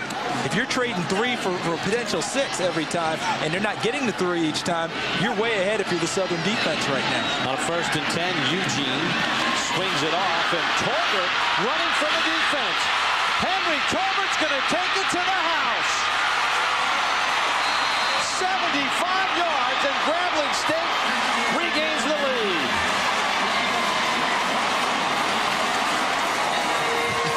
This is exactly what I said earlier about Bruce Eugene and his relationship with Doug Williams. He went with 4 tights. He finally gives Bruce Eugene what he wants. 4 wide receivers. Bruce Eugene drops it off to Colquitt. He knows that his guys can take it the distance. And right now, as we see Henry Tolbert run into the end zone, a missed tackle by Aaron Damon, the corner, that keyed the play for Henry Tolbert to go. Grambling is going to go for 2 here. They have a 4-point lead. An extra point makes it 5, which means a touchdown is what you need to beat you. I think this is a direct reflection in the lack of confidence in the kicking game today by Doug Williams, as opposed to kicking an extra point and going up 5, right? And in this case, going for 2 and making it a touchdown advantage. Well, they have to call a timeout because they don't have the right personnel on the field. And that, to me, that's a waste for Grambling. Make a decision and go. If you got to call a timeout for a 2-point play, that's not good. See, Aaron Damon, number 8, missed tackle. LaFrance has no chance to catch Henry Tolbert. And Tolbert, a sophomore from Birmingham, Alabama. His favorite football player is Marshall Faulk. And he was like Marshall Faulk of the Rams. Once he got in the clear, nobody was touching him. And was Marshall Faulk's hometown? New Orleans, Louisiana. This is where Marshall Faulk made his mark here in high school before going on to San Diego State, because believe it or not, most people in college wanted to recruit Marshall Faulk as a defensive back. San Diego State said, you can run the ball. How smart was Al Luganbill and that staff at San Diego State? Everyone else thinking, oh, maybe we should let him run the ball at our place. Well, Henry Tolbert. Well, there's a man right there who does not want to run the ball anymore this ball game. Right. Get the wing tee out. That's what he's saying right there. He said, that's what I can get done for you. Again, I think that really frustrates Doug Williams sometimes when he tries to put the reins on this young man to get him to start playing a more fundamental game. When he picks up and gets a big score like that, kind of silences a lot of things that Doug wants to do with him. Tolbert's longest catch of his career, and after all that, they're going to kick an extra point. With Brian Morgan. You trade a timeout for kicking an extra point. I don't think that's a good trade in a tight ball game when you need your timeouts later. And Williams is still hot. The kick is good by Morgan.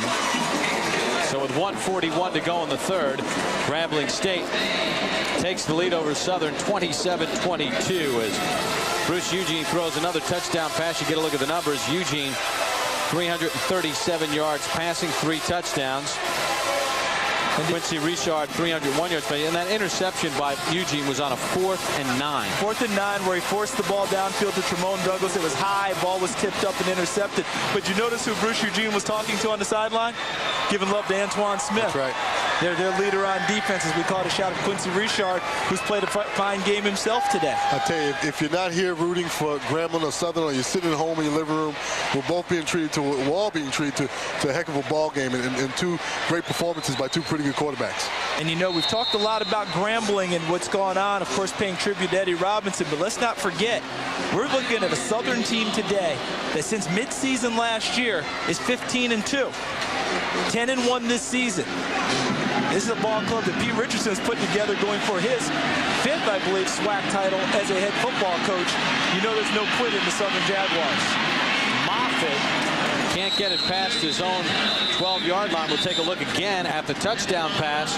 Bruce Eugene finding Henry Tolbert. Yeah, and here's the inside receiver right there. There's Tolbert on the inside. He's just going to do a little bit of an out route. Just a short out, again, short completion, but then what he gets right here is a block down the field. That block allows him the corner, allows him the boundary, springs him for the touchdown. Grambling State is so good, they're so used to throwing the ball down the field, those other receivers know that they have to pick up a block once they get a guy sprung. Yeah, once he made Aaron Damone miss, got downfield, picked up the block. Now he's walled, the defender's walled off, and Tolbert easily sprints into the end zone. Southern having to play catch up again.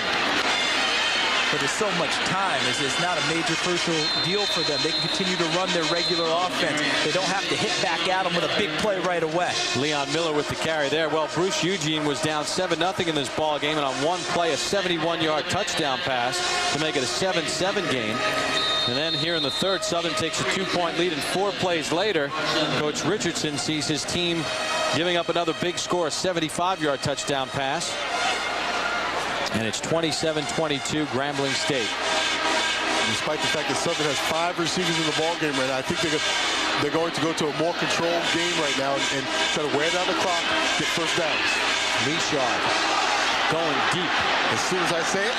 Or they'll throw it down the sideline to Alfred Ard. Seneca Lee on the coverage. Good coverage by Seneca Lee. Again, 44 seconds left in the third quarter. You got a whole quarter of football left to play.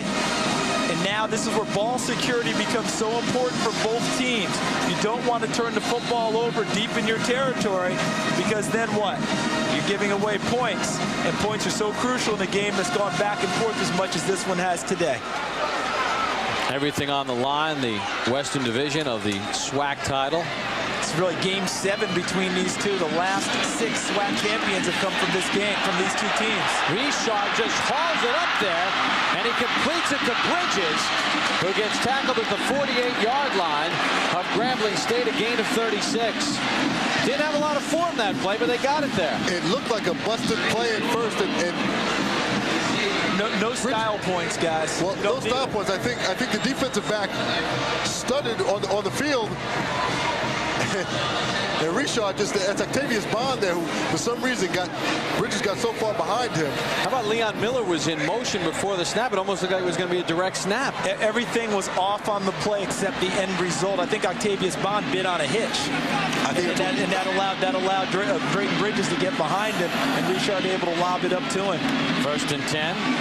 Richard has some time.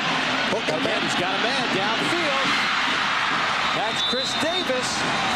And Davis gets bumped out of bounds, a gain of 28 yards. Quincy Richard has done an outstanding job all day long when he scrambles of keeping his eyes down the football field. He started to scramble on that play.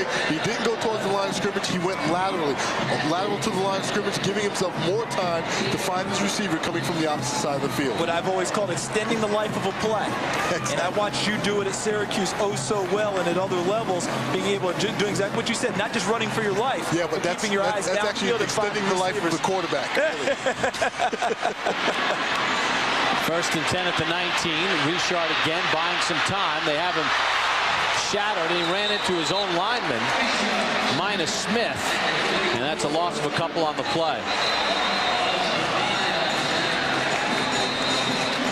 So Quincy Richard using his legs. You can see why coming into the game he had only been sacked 5 times this season. He's helping out his offensive line, trying to make a play and give his team the lead. It's been entertaining through 3 quarters of play. Grambling State with a 27-22 lead so far in the ball game. Yeah, Richard I think he's been outstanding in this ball game of keeping his team and doing different things. But from the quarterback position. It's been a game of big plays, like Dimitri Carr, the sophomore, with an interception. Long touchdown passes. Tolbert taking it 75 yards. We'll be right back after these words from your local station.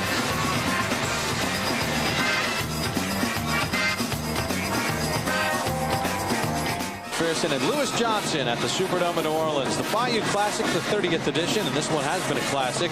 Grambling State with the lead. There's Pete Richardson in his 11th year as head coach at Southern University. 95 wins. Yesterday we asked him about the magnitude of the Bayou Classic. All you have to do is just say Bayou Classic. Our players are excited about having the opportunity to play on national television. The rivalry that exists between the two schools is probably second to none. You got a lot of players on both sides as far as played each other in high school. Also, you have a lot of family members that went to different types of schools. So now you go into this football game, I think the magnitude of it changes because the results are going to change. With the winner of this game having the opportunity to reach their goals is to get to the championship game. Coach Richardson spent 4 seasons with the Buffalo Bills, a graduate of Dayton University in 1968. He has an 83% graduation rate in the SWAC. That's first. Little screen on the inside and nearly intercepted on the play. Intended for Alfred Ard. That's a ball that really should not have been thrown by Quincy Richard. Inside screen, he's lucky to get away with that. But we talk about Eddie Robinson, what he means at Grambling, Doug Williams and his record here. But Pete Richardson was setting the pace in the SWAC before Doug Williams arrived at Grambling. 3 black national championships. He's 4-time coach of the year. He's going for his 5th SWAC title. And remember, he won 3 in a row, 97, 98, 99, before Grambling jumped in and started taking over. This is like game 7 for these 2 teams because Grambling's won the last 3. Who's going to win this one? Richard just throws it up for grabs. He's looking for Ard. He's got him for the touchdown on a 3rd and 15, and Southern regains the lead. 24-yard pass, and Ard hauls another one in. Can I say this? I'm a former defensive back. I am so glad I'm not playing defensive back in this game against these quarterbacks and these receivers, because the poor guys who are backpedaling are not just backpedaling, but they're getting turned every which way today. Alfred Ard turning around Octavius Bond and going up at the apex, the highest point, and making the catch for the touchdown. All right, Ackley on for the extra point. He's a freshman from Lake Charles, Louisiana. They're going to fake it and run with it. And working his way to the goal line, and the 2-point conversion is good. So a little trick play, and they work with Thomas Ricks, who's the 3rd quarterback who can run with it, a junior, and they get the 2. That was a good play call because Thomas Ricks had the option there to pitch the ball. All he has to do is to the break kicker? the plane, pitch the ball to the kicker. Yes, he does. It's a threat. You got to show the threat, but Thomas Ricks had no intention of pitching it unless he absolutely, positively had to. Watch as he gets to the corner. He's just going to option the outside guy. He gets a nice... And look what he did. He knocked over the great wall himself, number 75, Mania Smith, to go into the end zone. All right, Ackley's got to be saying, please no pitching. Please no pitching. Whatever you do, don't pitch it to me. This ball was underthrown and thrown to the outside. Octavius Bond, Charles, as you said, did not have a chance because it was a post route, but it went so high and so far outside that he didn't have time to respond to it. And Ard saw it before Octavius Bond did. Don, it wasn't prototypical, but you see it all the time in the NFL. If there's inside coverage, you throw it to the back shoulder, the underthrow, which has become popular. The very funny thing, it's very popular. They call the throw behind. It started out as a mistake. Well, that mistake has turned into a touchdown for Southern. They have the lead early 4th quarter. Classic brought to you by the United States Marine Corps. The change is forever. By new Kellogg's Frosted Mini Wheats, maple and brown sugar cereal. And by State Farm. Like a good neighbor, State Farm is there. Bob Papa, Charles Davis, Don McPherson, and Lewis Johnson. Lewis Johnson welcome me back to the Superdome in New Orleans. The Southern fans have a lot to cheer about. With another touchdown pass to Alfred Ard, and Southern early in the 4th has the lead 30-27. Tolbert and Bond back deep. Ackley to kick off. It bounces at the 10 and stays in bounds. Bond, good pursuit, and he gets thrown down hard inside the 10-yard line.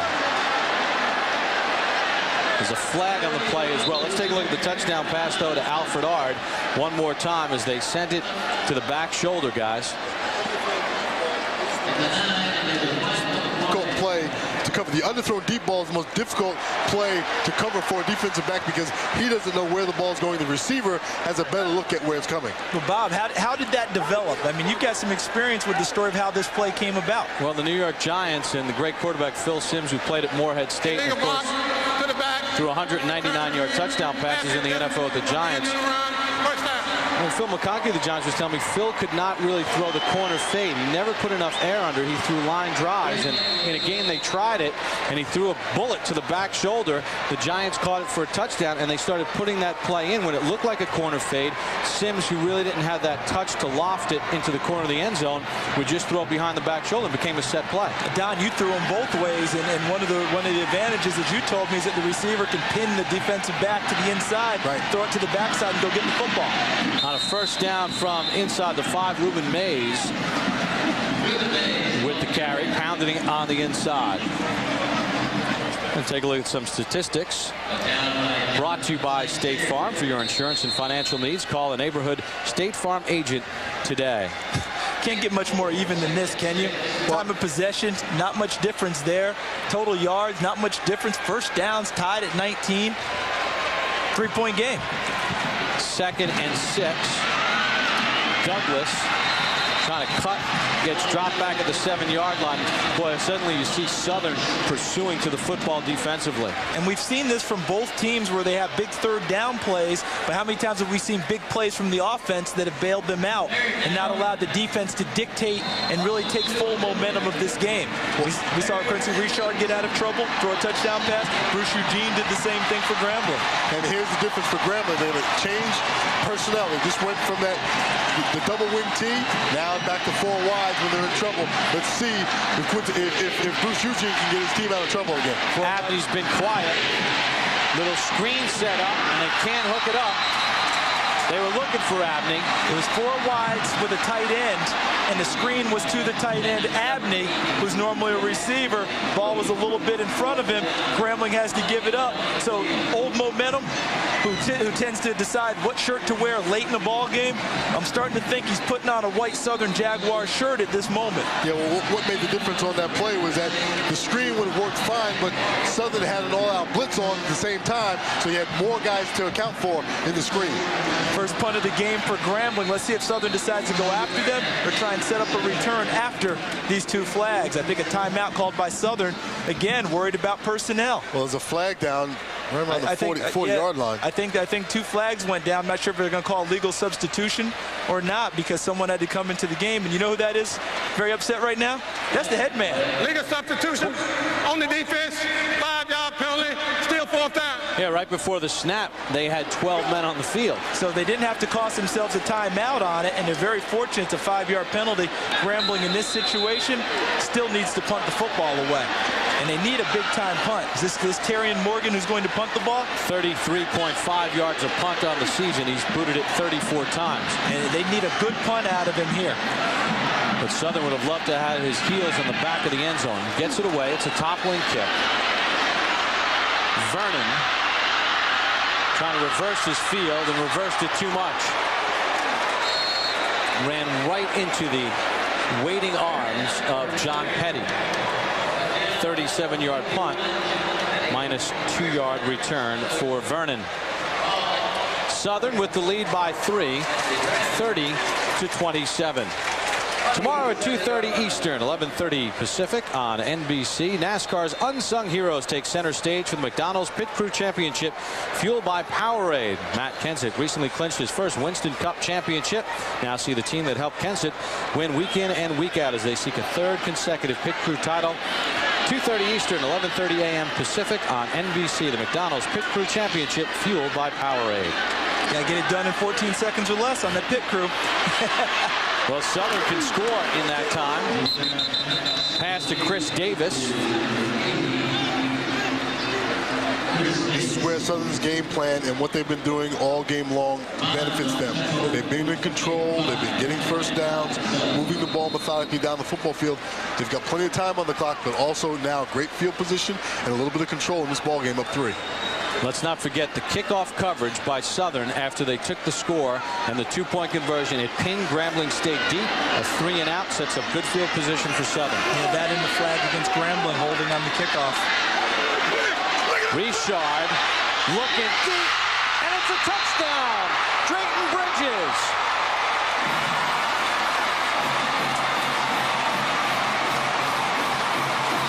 Southern with the long ball, 42 senior hauls it in for Pete Richardson. Well, Southern has taken a page from Grambling's playbook, and that is when you see press coverage, you go up deep. And Octavius Bond is press coverage on Bridges. Bridges takes off and run, and again, Richard just puts that ball out there with tremendous touch, again throwing it off his back foot. Extra point by Ackley is good. So Quincy Richard, barely but good. No style points again, but he snuck through, right? Now Doug Williams' defense getting torched deep. But here's the problem for Octavius Bond. He's relying too much on feel. He's trying to touch the receiver too much downfield. And as he touched him, what happened was Drayton Bridges downfield able to knock him off balance by using his arm against him and takes it into the end zone. And his other problem was that Quincy Richard dropped that ball in there like a dime. That's pretty nice, wasn't it? There have been 8 pass plays of 20 or more yards for Southern. 4 different receivers. Quincy Richard lighting up the Superdome in the 30th Bayou Classic. Southern has come storming back. They lead it by 10.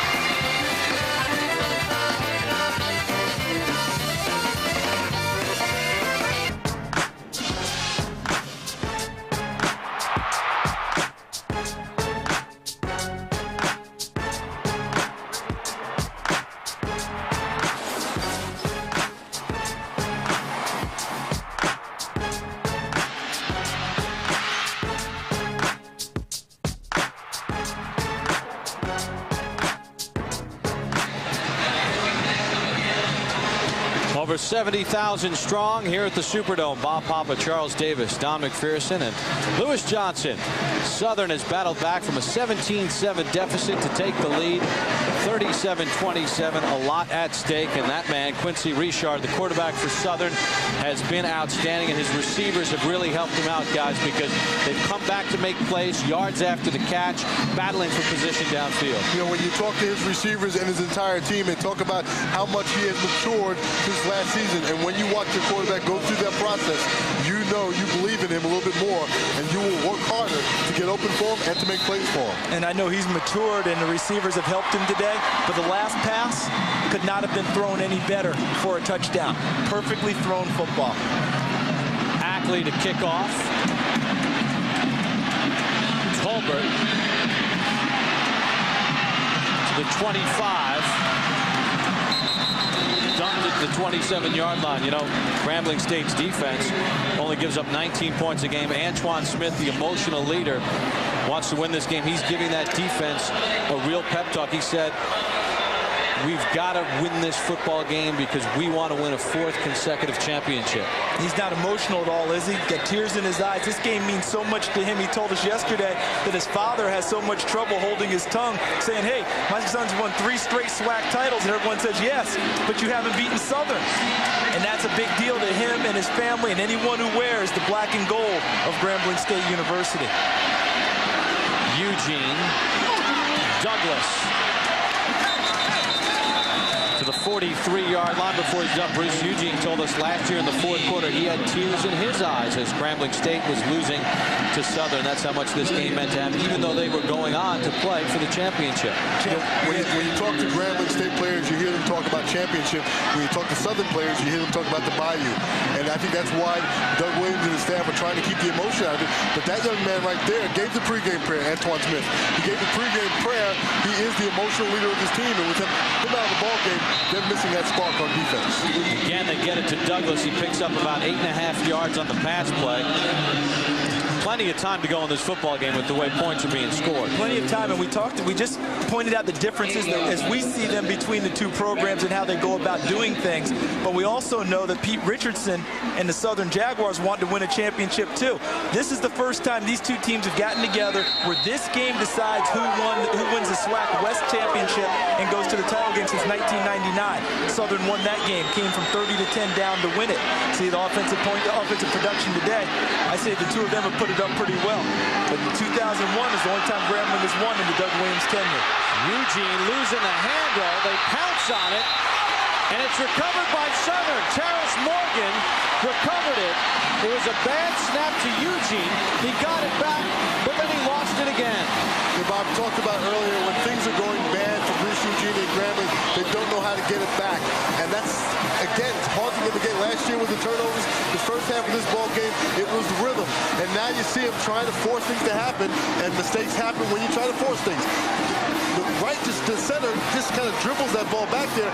Bruce Eugene carried it, just kind of like they always say, like a loaf of bread, and hits it right, exactly, hits it right down his thigh. Sometimes when you are in a ball game like this and you realize that things are going against you, you try too hard, and that leads to more mistakes. That could be the position Grambling's in right now. Oh, intercepted by Patton. He's going to score. The cousin of Eddie Robinson, Leonard Patton, gives Grambling State some life.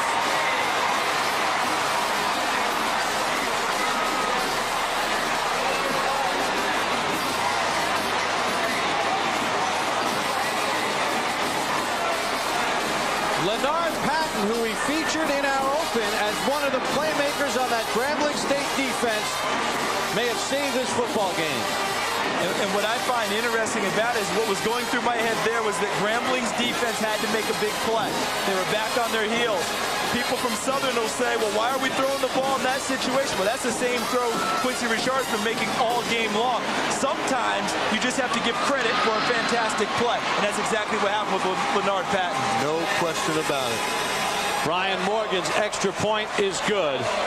Leonard Patton with an unbelievably athletic play and an astute play, recognizing what's coming. Well, Patton's just going to come up the field and not rushing Richard because he's already making his throw. Just tries to get his hands up. The ball was so softly thrown, it was an easy catch for Patton.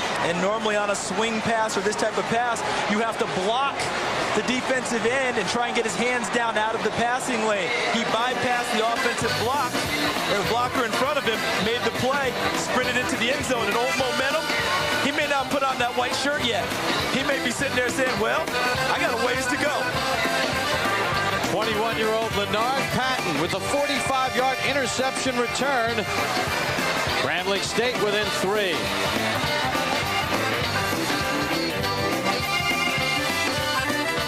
Makes a play, and Grambling State within 3. Antoine Smith with the crutches, motivating his teammates. Crazy turn of events. Leonard Patton with the big play on defense for Grambling State. Things were looking bleak. Bruce Eugene fumbling the football.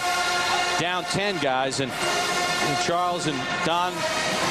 Bruce looked a little flustered at this point. Yeah, he really got that look. You know, again, not being able to get anything done, looking at his hands like, what am I doing? What's going on with this ball game? But that didn't last long at all. After the great pep talk by Antoine Smith on the sideline, Leonard Patton, his teammate, obviously took it to heart. What athleticism by a defensive end on the rush, picking it off as if he were a tight end, and then sprinting into the end zone. He keeps running like that, they may line him up on the other side. Well, you know he's going to tell the coach, you know, coach, I can play tight end. Grambling State's first defensive lineman interception of the season. Vernon gets it up to about the 25-yard line, and that's where Southern will start, 1st and 10. Now today's Watch and Win is brought to you by Ebony Magazine and Southwest Airlines. Write down the code displayed on screen, then log on to ebony.com to play and enter. Injured player on the field. You know, you go back to the Eugene fumble. You know how close it was to that play being considered dead on the snap? Because when he went down to get the football, did you notice he went down with a knee? And it was so close to where if he had just grabbed the ball and had the knee down, play would have been dead. Yep. The fumble never would have occurred. You know, I mean, it's always hindsight's always 20/20, but it doesn't happen. Southern gets an opportunity, but Grambling ended up capitalizing anyway. Looks like Ahmad Treudo, who is down and hurt He's a backup free safety for Southern. And he moved up on the depth chart after the injury to Jamal George, number 19, right in there. Oh, the Grambling State player fell on the back of his leg. Yeah, he got twisted up too, kind of got corkscrewed back into that.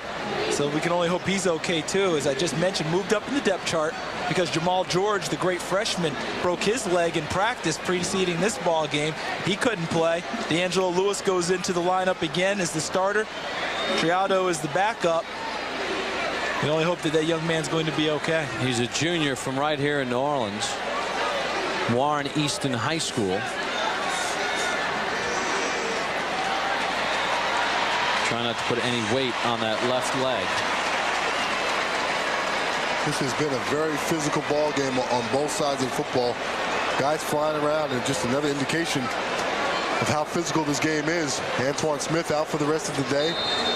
And what this game means to both teams, the old adage about leaving it all on the field. This is one of those games that truly happens.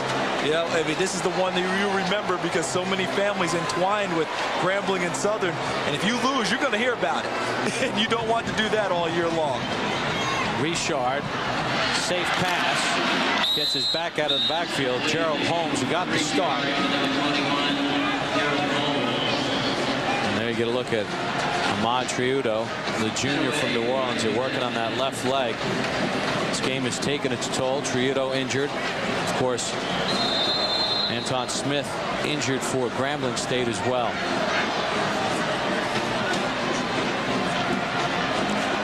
Second and 1 as you get a look at Richard's numbers. 4 touchdown passes, 2 interceptions. Draw. Holmes has some room. Oh boy, he took a hit. Aaron Bridges. And Bridges. And Aaron Bridges is the one who's going to be hurt on the play. But what a big time collision by the safety. Aaron Bridges, the free safety. As a free safety, you're often in the middle of the field, called an alley player, being able to go to both sides of the football. And what a shot as he delivers the blow. Let's listen and watch the impact.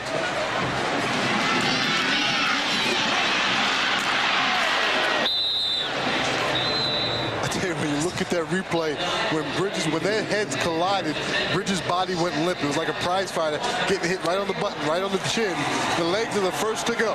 And that's why coaches always use the term hat on hat, or put a hat on someone, because it's a softer term as opposed to saying what really happens. Because if you tell people what really happens, you might not get many candidates to run out on the field. Well, until they find out. There you go right there. Yeah, right now they're trying to determine, you know, and they're going to have to take him to the sideline and really check him out here, because he does not need to go running back on the field if there's any chance that he has a concussion. He looks like he's coming back. He might have a concussion, but he looks like he's coming back a little bit. At least he ran to the right sideline. So what you're saying is, as long as he guesses the right numbers when they hold the fingers up, or close to it, in this game, close to it counts, right? Yep. As long as he knows what zip code it is. If he ran to the southern sideline, that would be the first. That'd be a problem. Yeah. And after the hit, Gerald Holmes was motioning to the bench of Southern, like, come on, guys, let's get fired up. Let's get back into it. Flag on the play. Did Jimmy Zachary cross the line? Remember, despite the great hit by Bridges, it was a first down for Southern. Dead ball start on the offense, 5-yard penalty, still first down. All right, some movement on the offensive line for Southern. So it'll be a 1st and 15 now for Southern. They have made huge plays in this ball game. They have 8 completions of 20 or more yards. 4 different receivers have gotten in the act. Richard under some pressure, works it off underneath, completes it to Lionel Joseph. Gets about 7 back. Coming into this ball game, Richard had only been sacked 5 times. He's taken a lot of hits, just ended up on the ground again that play. He's thrown a lot of balls off his back foot. He's been accurate in doing so. He's been able to avoid the sack, but he's getting hit an awful lot. And what we learned about the 5 sacks, too, is that he was sacked in the opener game played in August. Goes all of September and October without being sacked, and then was sacked the rest of them in the remaining games. But only 3 times did he go down. Twice he ran out of bounds behind the line of scrimmage. It goes down as a sack. 2nd and 8. The deep ball, and that's our man, Chris Davis, for the touchdown. The kid who didn't even like football in high school has another score.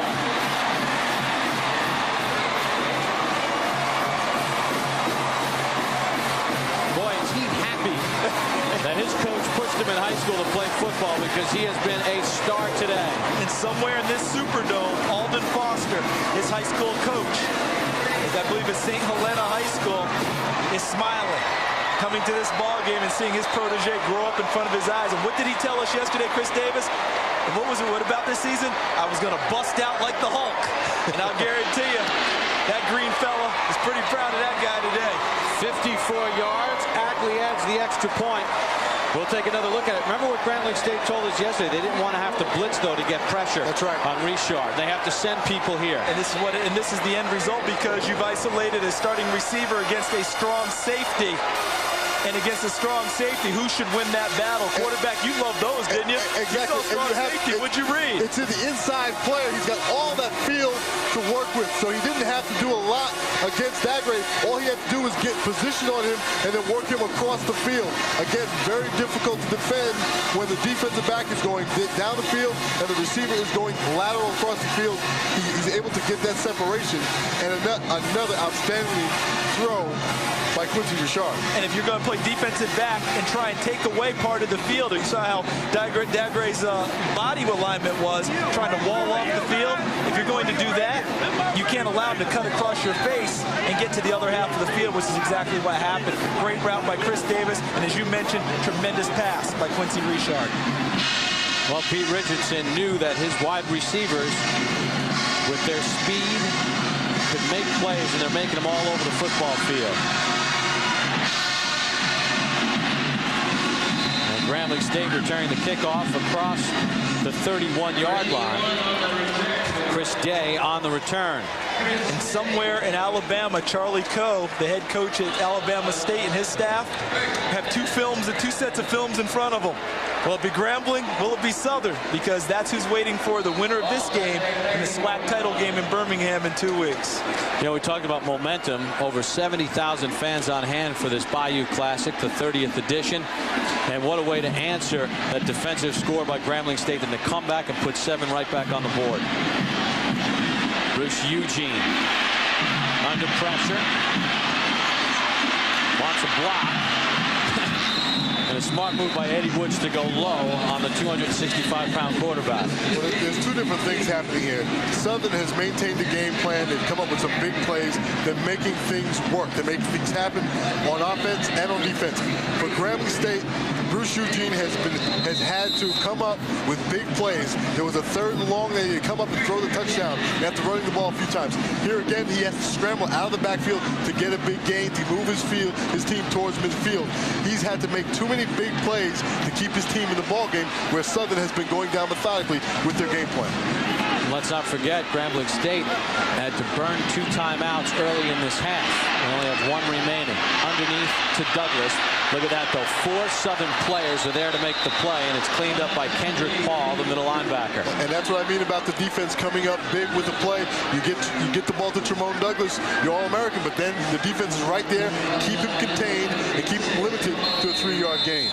There were 3 Southern defenders converging on that play when Kendrick Paul made the tackle. Got a look at Chris Davis, who had the touchdown reception. His 2nd of the ball game. 2nd and 7 for Grambling State.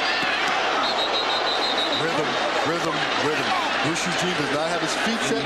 He's not throwing on time. He gets out of rhythm in the ball game, and it's very difficult for him to get back into a rhythm. And that's why that throw was short. He didn't get his feet underneath him. He didn't step into the throw with good mechanics. Watch his feet. They get stagnant. He throws the ball all arm here. Very little feet underneath him in the throw. 3rd and 7 now for Grambling State. There are Eugene's numbers in the ball game. He has plenty of time. He stepped into that one, and he completes it. Moses Harris with the catch. Tackled by Victor Phillips. He stuck that in there with the All-American defensive back Lenny Williams, number 2 in white, drawing a bead on the route. He read the route and came off of his coverage to try and get to the football. If the ball's not thrown with the zip that Bruce Eugene put on it, it's intercepted. Yeah, and that time he threw the ball, bringing his feet and his body behind it. He has a tremendous arm, Bruce Eugene does, and when he throws the ball accurate, I love routes where the receiver's coming back. And you can see the numbers. That enables the quarterback to get his rhythm back. Again, he completes it. Tolbert trying to keep his feet. And he picks up about 10 on the play. Right now, if you're the Grambling coaching staff, you're counting on getting into the end zone, getting 6. So right now, your defensive group, you've got to get your defensive group together and let them understand their mission. After we score, because you always say it with confidence, after we score, we've got to get a stop and get the ball back so we can have a chance to win the SWAC West title. We cannot give up any more scores in this game. You know your mission, gentlemen. Get ready for it. 1st and 10 now at the 17. Dropped by Harris. Kind of a double drop, wasn't it? He dropped the ball and then got dropped. It's called adding insult to injury. Exactly. What do they always say? If you're good, you know you're going to get hit. Expect you're going to get hit. So you might as well catch the ball too. Well, and that's easier said than real easy for me to say up here in a booth, as opposed to being on the field and getting whacked. Good protection. But that's one he has to catch. No question. So 2nd and 10 for Grambling State. They trail by 10. They've led by as many as 10. Underneath, Colquitt runs out of a tackle at the 11, carrying people all the way to the 3-yard line. Aaron DeMont was hanging on for dear life. Nifty moves by Calvin Colquitt, the senior from Atlanta, Georgia, a finance major. And what a great effort after the catch. This is what happens when you give the ball to your receivers and give them time to square their shoulders down the field and start breaking tackles and breaking blocks. And that's a great job there as he gives us a little flex. That's actually, don't flex just yet. Actually, the legs that made that play. That's right. not the big bicep. 1st and goal. Handoff to Ab Kwan, who has not been used much in this ball game. Gets about a ½ yard. This has been a very uncharacteristic Grambling State drive. Short passes, with the exception of the one long pass down the field, which was a curl route. Short passes, run game. Again, short passes, controlled passes, allowing Bruce Eugene to try to get into some sort of rhythm. And look at the result. You know, it's almost like when you watch it, you think to yourself, maybe try this a little more often. Exactly. The rushing yards a bit misleading. Most of it scrambles from Bruce Eugene. Kwan takes the toss. Oh, nice acceleration by Ab Kwan. Ab Kwan gets his 10th rushing touchdown of the season. What a block at the point of attack by the fullback, Ruben Mays. You hear the terms all the time. Road grader, bulldozer, hammerhead. Watch number 40. Bam! Right at the point of attack. That allows Ab Kwan to get to the corner. Lenny Williams, the All-American corner, had no opportunity taking on number 40 from Grambling. Well, Lenny Williams drops his head on that play. He's got to keep his head up, keep his outside arm free, and try to force that play back inside towards the pursuit. Big extra point coming up, and Morgan knocks it through. So Grambling State answers right back. Ruben Mays, the ferocious block, the sophomore from Alabama. Ab Kwan runs it in for the touchdown, and Grambling State still within striking distance here in the 4th. They trail by 3 in the 30th Bayou Classic on NBC. Highlights are brought to you by the United States Marine Corps. The few, the proud, the Marines. Quincy Richard stakes Southern to a 7-0 lead with a rushing touchdown. Since then, he's gone short. He's gone long. He's gone conventional and unconventional with 5 touchdown passes in the ball game. And that's why Southern has battled back from a 10-point deficit, and they lead it by 3 with 5 minutes and 13 seconds remaining in the 30th Bayou Classic. Bob Papa, Charles Davis, Don McPherson. We welcome you back to the Superdome along with Lewis Johnson. What a 4th quarter. 36 points have been scored. Morgan with the kickoff. Southern was playing for an onside kick. Problems in the back by Holmes, and he is going to get driven down at the 5-yard line. Could not not ask for a better start to this possession for Grambling.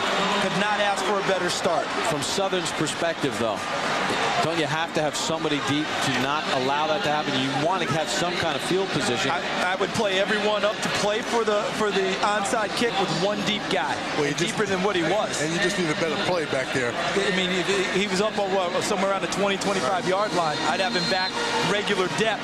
Easier to come up on a football than to retreat and go get it. Very similar to a baseball player, center fielder. Exactly. Easier to come in on a ball than it is to go back. We saw the end result. Not that Southern has been deterred at all this afternoon. No, I mean, this is another opportunity for them. And Quincy Richard has thrown 2 interceptions in this game. He threw 2 in last year's game and was the winning quarterback. Having a similar day today, I think today's been better. 5 touchdown passes for Richard. 1st and 10. Pass deflected, intended for Vernon. And Patton, who had the interception return for a touchdown, got his hands up. Yeah, Quincy Richard has to talk to his offensive line, especially in this situation. You punch him in the stomach if you have to. You get their hands down. You gotta get them out of the throwing lanes, right? Do whatever you have to do to get their hands down. You fire out of your stance, and then you come up and you make sure as you're coming up, you get them a shot in the stomach, get them a shot in the chest, so that they keep their hands down and you can complete those short passes. Grambling State fans chanting defense on a 2nd and 10 for Southern, nursing a 3-point lead.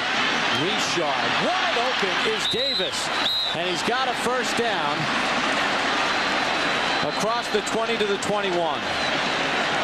You know, what Quincy Richard has done so well all day long is throw the ball at levels. This time he has his receiver, Davis, coming across the field. He's at the 2nd level, and Richard has done a tremendous job all day long of reading the levels and dropping it in behind linebackers. When you're talking about levels, 1st level would be where? Where's the 2nd? Where's the 1st level is that 5-yard zone, right where the linebackers vacate at the snap of the ball. 2nd level is about 5 to 15. Give it to Holmes on the ground. Holmes with a nice run up to about the 29-yard line. It's a gain of 8. Well, balls have been in the air. A lot of deep passes, a lot of deep scores, explosive plays in this ball game. And when there have been that many pass attempts, what happens also late, and look at the attempts, the completions, the numbers are just absolutely phenomenal. Richard, 521 yards going into this game. You would have thought Bruce Eugene would have that total. 500 yards. 521 for Quincy Richard. Good gracious. Career high for Richard. 5 different receivers have 100 or more yards receiving. 2nd down. Richard wide open is Vernon on the sideline. And Bond throws him out of bounds. They say he stepped out at the 49-yard line of Grambling State, but a gain of 20 on the play. And let me go back to a point I was making before. When there have been that many pass attempts, that means defensive lines have had to do what? Rush the quarterback that many times. They tend to slow down late in the game. You notice Quincy Richard has plenty of time in the pocket to throw the football. With Grambling just rushing 4, the D-line has to be tired at this point in the ball game. You know, you talk a lot about championship drives when a team is trailing and they get the winning score. When you start at your own 6 and you have the lead, this is like a championship drive. Great point. And this time a little trickery does not work, as the defense of Grambling State stayed at home. Matt Dewey, a sophomore, making a play. Trying to run a little misdirection, get Quincy Richard out to the corner, but Grambling wasn't buying. Matt Dewey, John Petty, number 51. And Don, this is where Grambling State burned those 2 timeouts earlier. That's going to come into play. Absolutely. And I was thinking earlier when they got the ball inside their own 10-yard line, 5-yard line, I thought that was a blessing for Southern, because you know the defense is going to allow them to get towards midfield. Again, they work it underneath. Lionel Joseph with the catch. There's Dimitri Carr, the linebacker. Is this the biggest 3rd down of the game? Can we all agree on that now? Because I'm looking at the thing. Not yet. There's still plenty of time left. Plenty of time, but it's 2:58 and counting. I'm talking for Grambling's defense. They've got to find a way to get off the field. No question. And help with field position, too. The ball's already near midfield as it is. Right, and Grambling State, remember, used one of their timeouts just on an extra point. Right. They couldn't decide whether to go for 2 or go for 1, and they're good. That's the type of timeout that costs you later. 3rd and 11. Plenty of time on the play clock. Richard takes the snap. He's going to look for the home run ball again. And that time, good coverage by Seneca Lee. I'd have to say that's probably the worst decision Quincy Richard has made all day long, of going for the long ball and not trying to establish something to get a first down or put your punter in a better position to pin them back in the corner. Or what about this, Charles? Just at least checking off underneath, keeping your guy in play, getting a completion. Use clock. Use clock because the clock stopped downfield. Now watch, see the referee throw his hat right there? You know why? Because the receiver had run out of bounds. Right. That signal he'd run out of bounds. Now he's an ineligible receiver. Yep. So that catch would not have counted even if he had gotten to it. Colby Miller to punt. Aaron Johnson back deep. Miller gets it away. Good kick. Johnson in his own 9. Great pursuit to the football by Southern as he barely gains the 20-yard line. 41-yard punt and 10-yard return. Well, they went for the home run ball on 3rd and 11 with a 3-point lead, did Southern, and they come up empty as we take another look at it, guys. Yeah, and the first thing, he's got 4 receivers, 5 receivers in the ball game. He's going to go for the home run ball, but he's got nothing else in here. This is where he needs to have someone who can catch the ball and maybe get him a first down. He's got no other options. He's got to go to the field. 3 receivers to the boundary side of the football field. 3 receivers to the short side of the field. And he had time. He still had time in the pocket when he threw the ball. But it was excellent coverage by Seneca Lee downfield. And as we mentioned before, as Bob pointed out, even if you throw it short, don't get the first down there, the clock continues to tick. Now Grambling has the ball on their own 20, 2:17 to go. One timeout. Bruce Eugene under some pressure. Sets. He's looking for the deep ball. He's looking for Harris, but can't find him. And there's a flag on the play. But Lenny Williams is saying that that ball was thrown too far. Well, that's the argument. That ball was not catchable. It was 10, 12 yards past the receiver. Well, number one, I'm not sure why the flag was pulled out of his pocket to begin with. That's my first thing. I thought both guys were going for the football. Guy kind of bumped as they went along. They've been hand fighting all game long, and now you can throw a flag on a deep ball like that. Yeah, I'm sure we'll get another look at it. I can't imagine why the flag came out. No flag. The pass is uncatchable. So ultimately, in my eyes, this was ruled correctly. Come back and make it 2nd and 10. But I don't think the flag ever should have been pulled. Watch him running downfield. See, he's running. They're both looking for the football. The contact is a little bit. Are you kidding me? Yeah, with the contact we've seen on other pass plays today. Are you kidding me? As much hand fighting and the contact being physical all day long, flag never should have been thrown. Well, but you know what? Credit the officials. They did the right thing and picked it up. Yeah, I agree. They got it right ultimately. 2nd and 10 for Grambling State. Trailing by 3. Eugene with a bullet and dropped by Chris Day. Would have been a first down. Clock stopped with 2:01 to go in the ball game. Now it's 3rd and 10. Don, you've been in this situation many a time. How do you find your playmakers here? Because those are the guys who stepped to the plate for you before. I'm thinking specifically Tremont Douglas, number 5. How do you find him? Abney's had a big game, but he's a freshman. Who steps up now? How do you get it to him? Well, part of the problem is that you're asking too much too late, I think, in this situation. Chris Day has to come up with that catch. It's an easy catch for a first down. 3rd and 10. Eugene under pressure, and he gets dropped after a gain of only 3. Great hustle to the football by the Southern defense. And that's exactly my point. You have a chance for who are your playmakers are the guys who step up and make plays when the plays present themselves. And now with it being 4th down, great pressure by Southern's defensive line.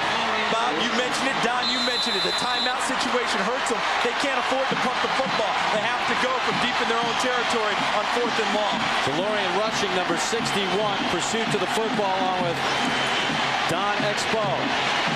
Now this is the biggest 4th down play. See, that was a 3rd down before. And the play clock is already down to 7. 4th and 7 for Grambling State, down 3.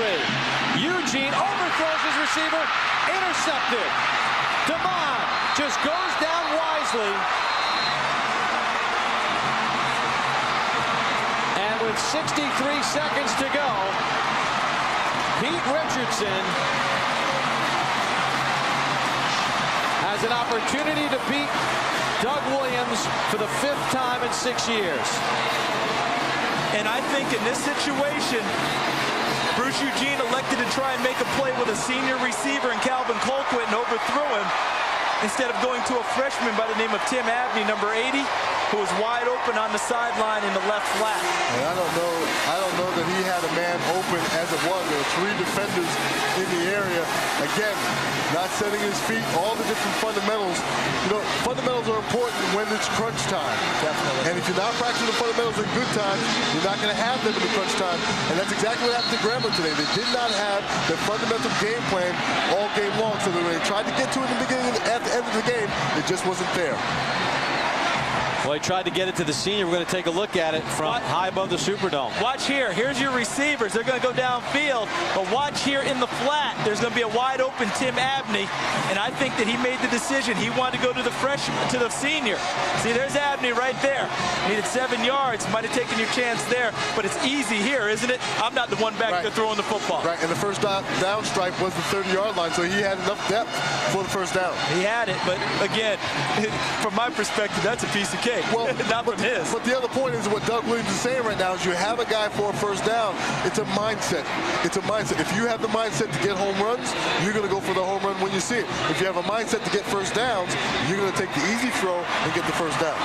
58-year-old Pete Richardson, the head coach of Southern, knows he's on his way to his 10th win against Grambling State in the last 11 years. Grambling State is out of timeouts, so they take a knee.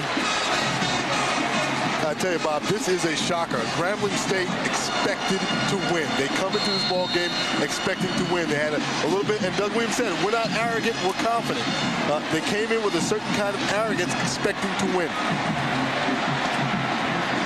And what this means is not just the Bayou this year, Don. This means the Western Division Championship in the Southwest Athletic Conference and a chance now to play in 2 weeks in Birmingham against Alabama State for a conference championship. Something that Grambling State has had the last 3 years. Even though Southern has been winning the Bayous, they won a conference championship. And Southern came into this ball game thinking Bayou, win the Bayou. Doug Williams' team thinking win this game because it gets you to the championship game. And I think that was the difference. Southern came out with emotion from the opening whistle and played with emotion. And for the second year in a row, Bruce Eugene has to leave the Superdome crying as his squad comes up short in a bid to win another conference championship. The coaches Doug Williams and Pete Richardson embrace.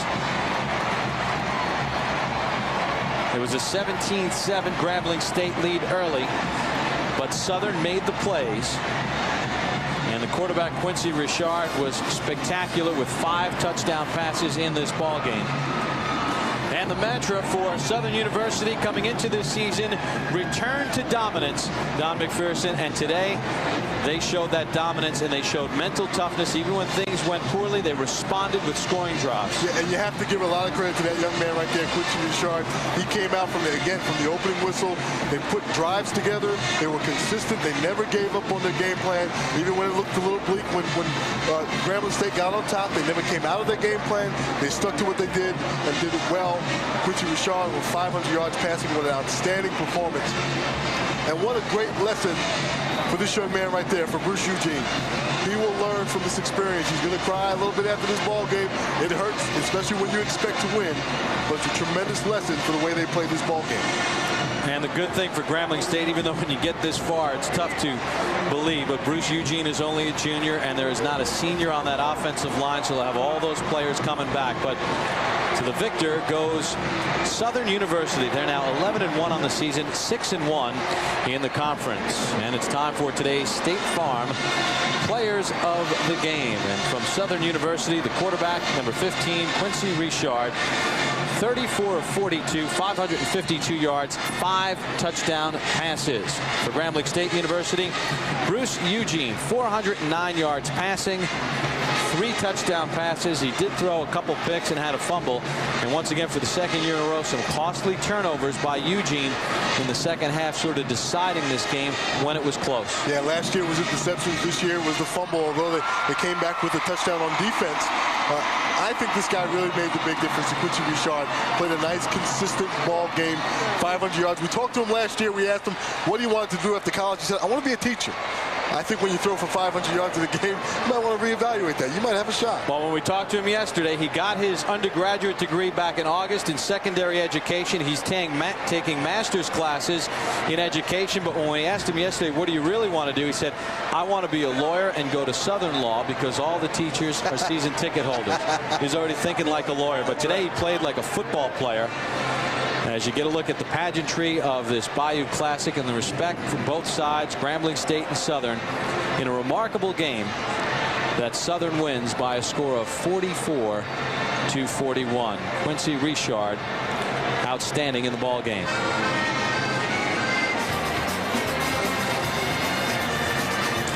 Well, we're going to take a commercial break. When we come back, we'll have a trophy presentation and all the festivities of the postgame. Southern outlast Grambling State on the strength of Quincy Richard. We'll be back right after these words from your local stations. Flag flies triumphantly as Southern holds off Grambling 44-41. Bob Papa, Charles Davis, Don McPherson back at the Superdome. It's time for the trophy presentation. Ladies and gentlemen, to present the State Farm Bayou Classic Crystal Trophy, please welcome Jack Swinks, Vice President Marketing, Corporate State Farm. This game marks the 30th anniversary of the State Farm Bayou Classic and the 8th year of State Farm's title sponsorship. It's an association that we at State Farm are very proud of. Congratulations to the players and coaches of both teams. And on behalf of the 16,000 State Farm agents and 80,000 State Farm employees across North America, it gives me great pleasure to present this year's winner's trophy for the State Farm Bayou Classic to Coach Richardson and the Southern University Jaguars.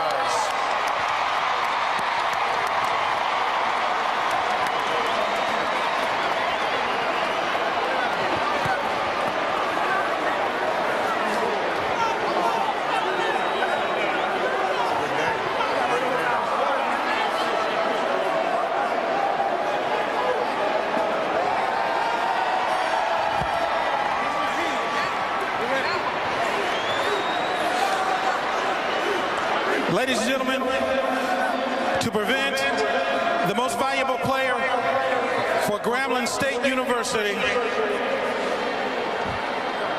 in accepting the award will also be the president of Grambling State, Dr. Neary Warner. Please welcome Vice President Advertising, Corporate State Farm, Ms. Pam L. Thank you. It is my honor and pleasure to present the State Farm Bayou Classic Player of the Year Award to Bruce Eugene, quarterback, Grambling State University. Bruce, congratulations on a job well done.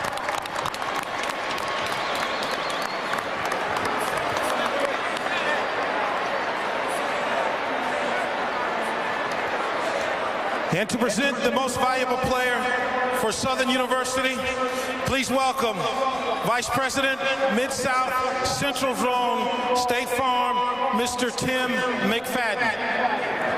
Hello, State Farm Bayou Classic fans. What a great game, and what a great performance by this player, Quincy Richard.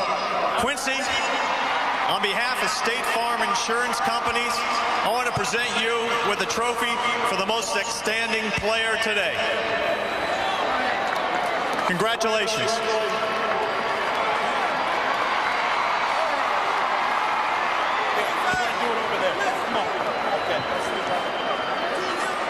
Thank you. If Southern President and Grambling President would come to the stage, please. Please welcome this court.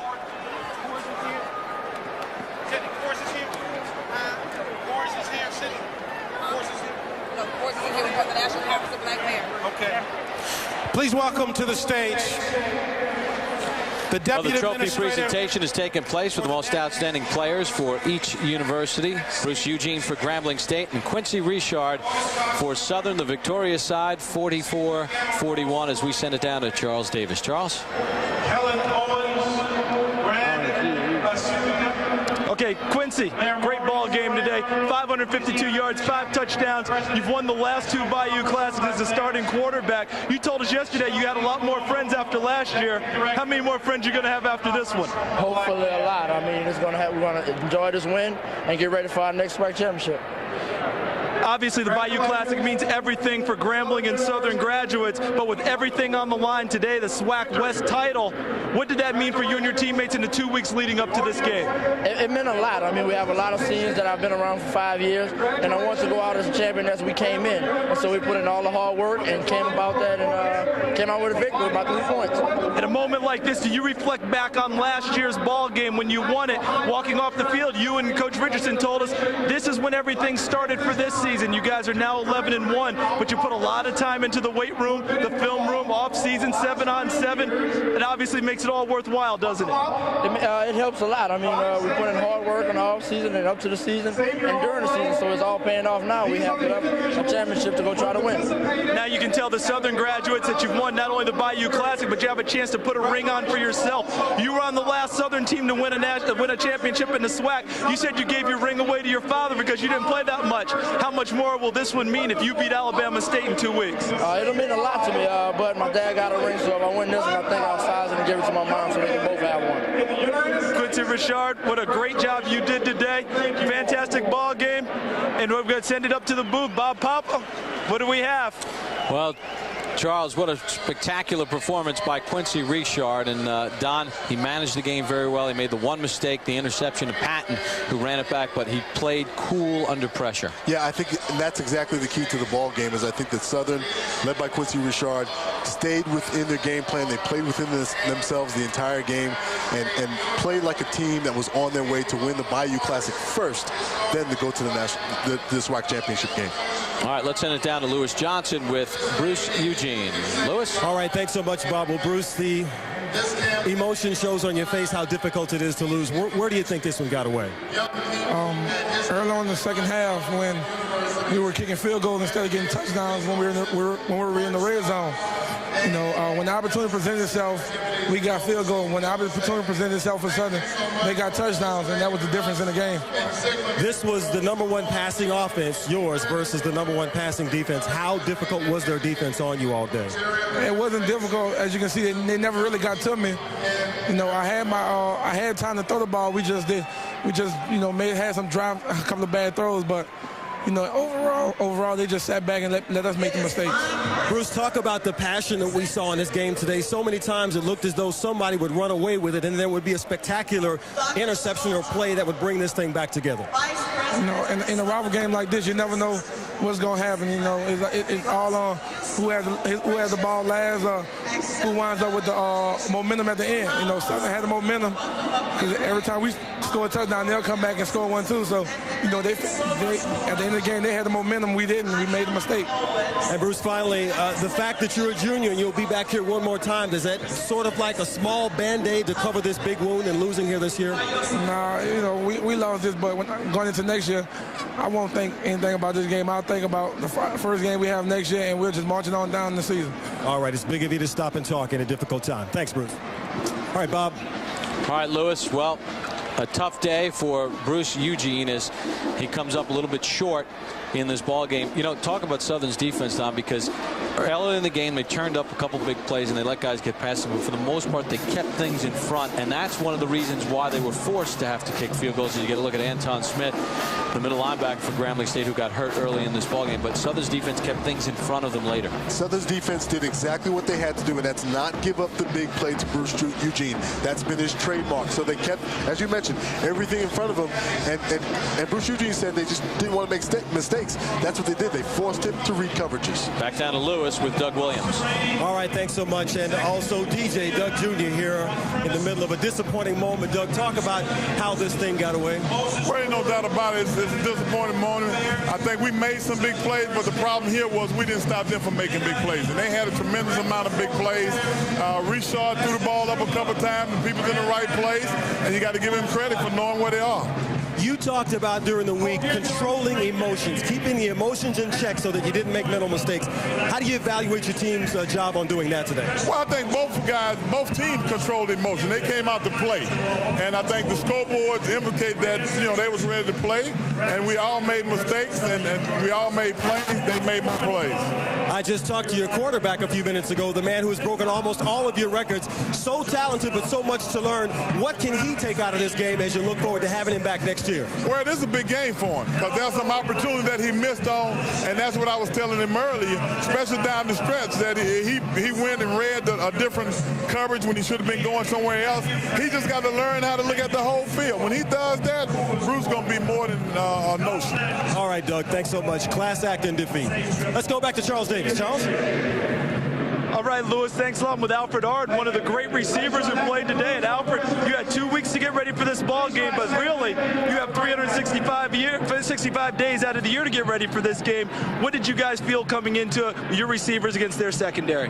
Well, we knew that the secondary was a little weak. They had a couple weak spots in the secondary, and we knew coming into the game it was going to be a dogfight. So we just had to make plays, eliminate mistakes, and make good run after catch. I know beating Grambling means everything to a Southern graduate, but this year with a chance to go to the SWAC title game, how much sweeter is it? Oh, it's real sweet because we knew we have something to play for. In the last couple of years, we didn't have nothing to play for. This was going to be our last game if we win or lose. So this year, we knew we had to come in and win and advance to the SWAC championship. You guys are 11-1. Where did the seeds for this season get started? Where did you guys get those planted? Oh, we get them planted over the summer.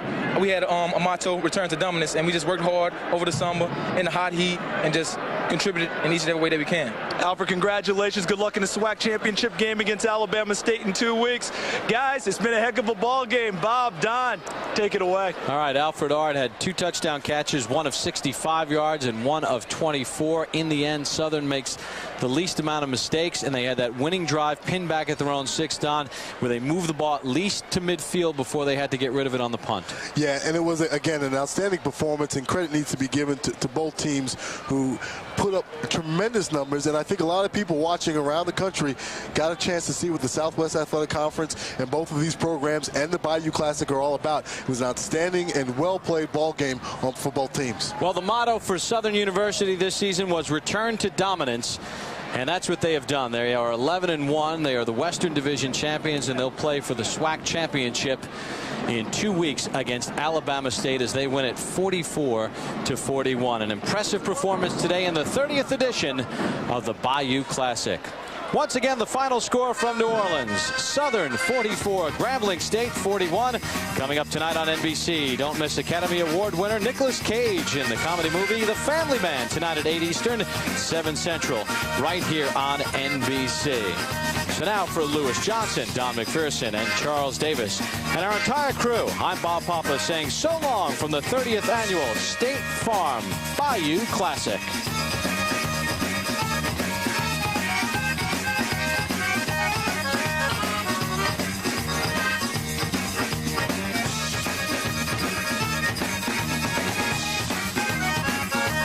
Dominic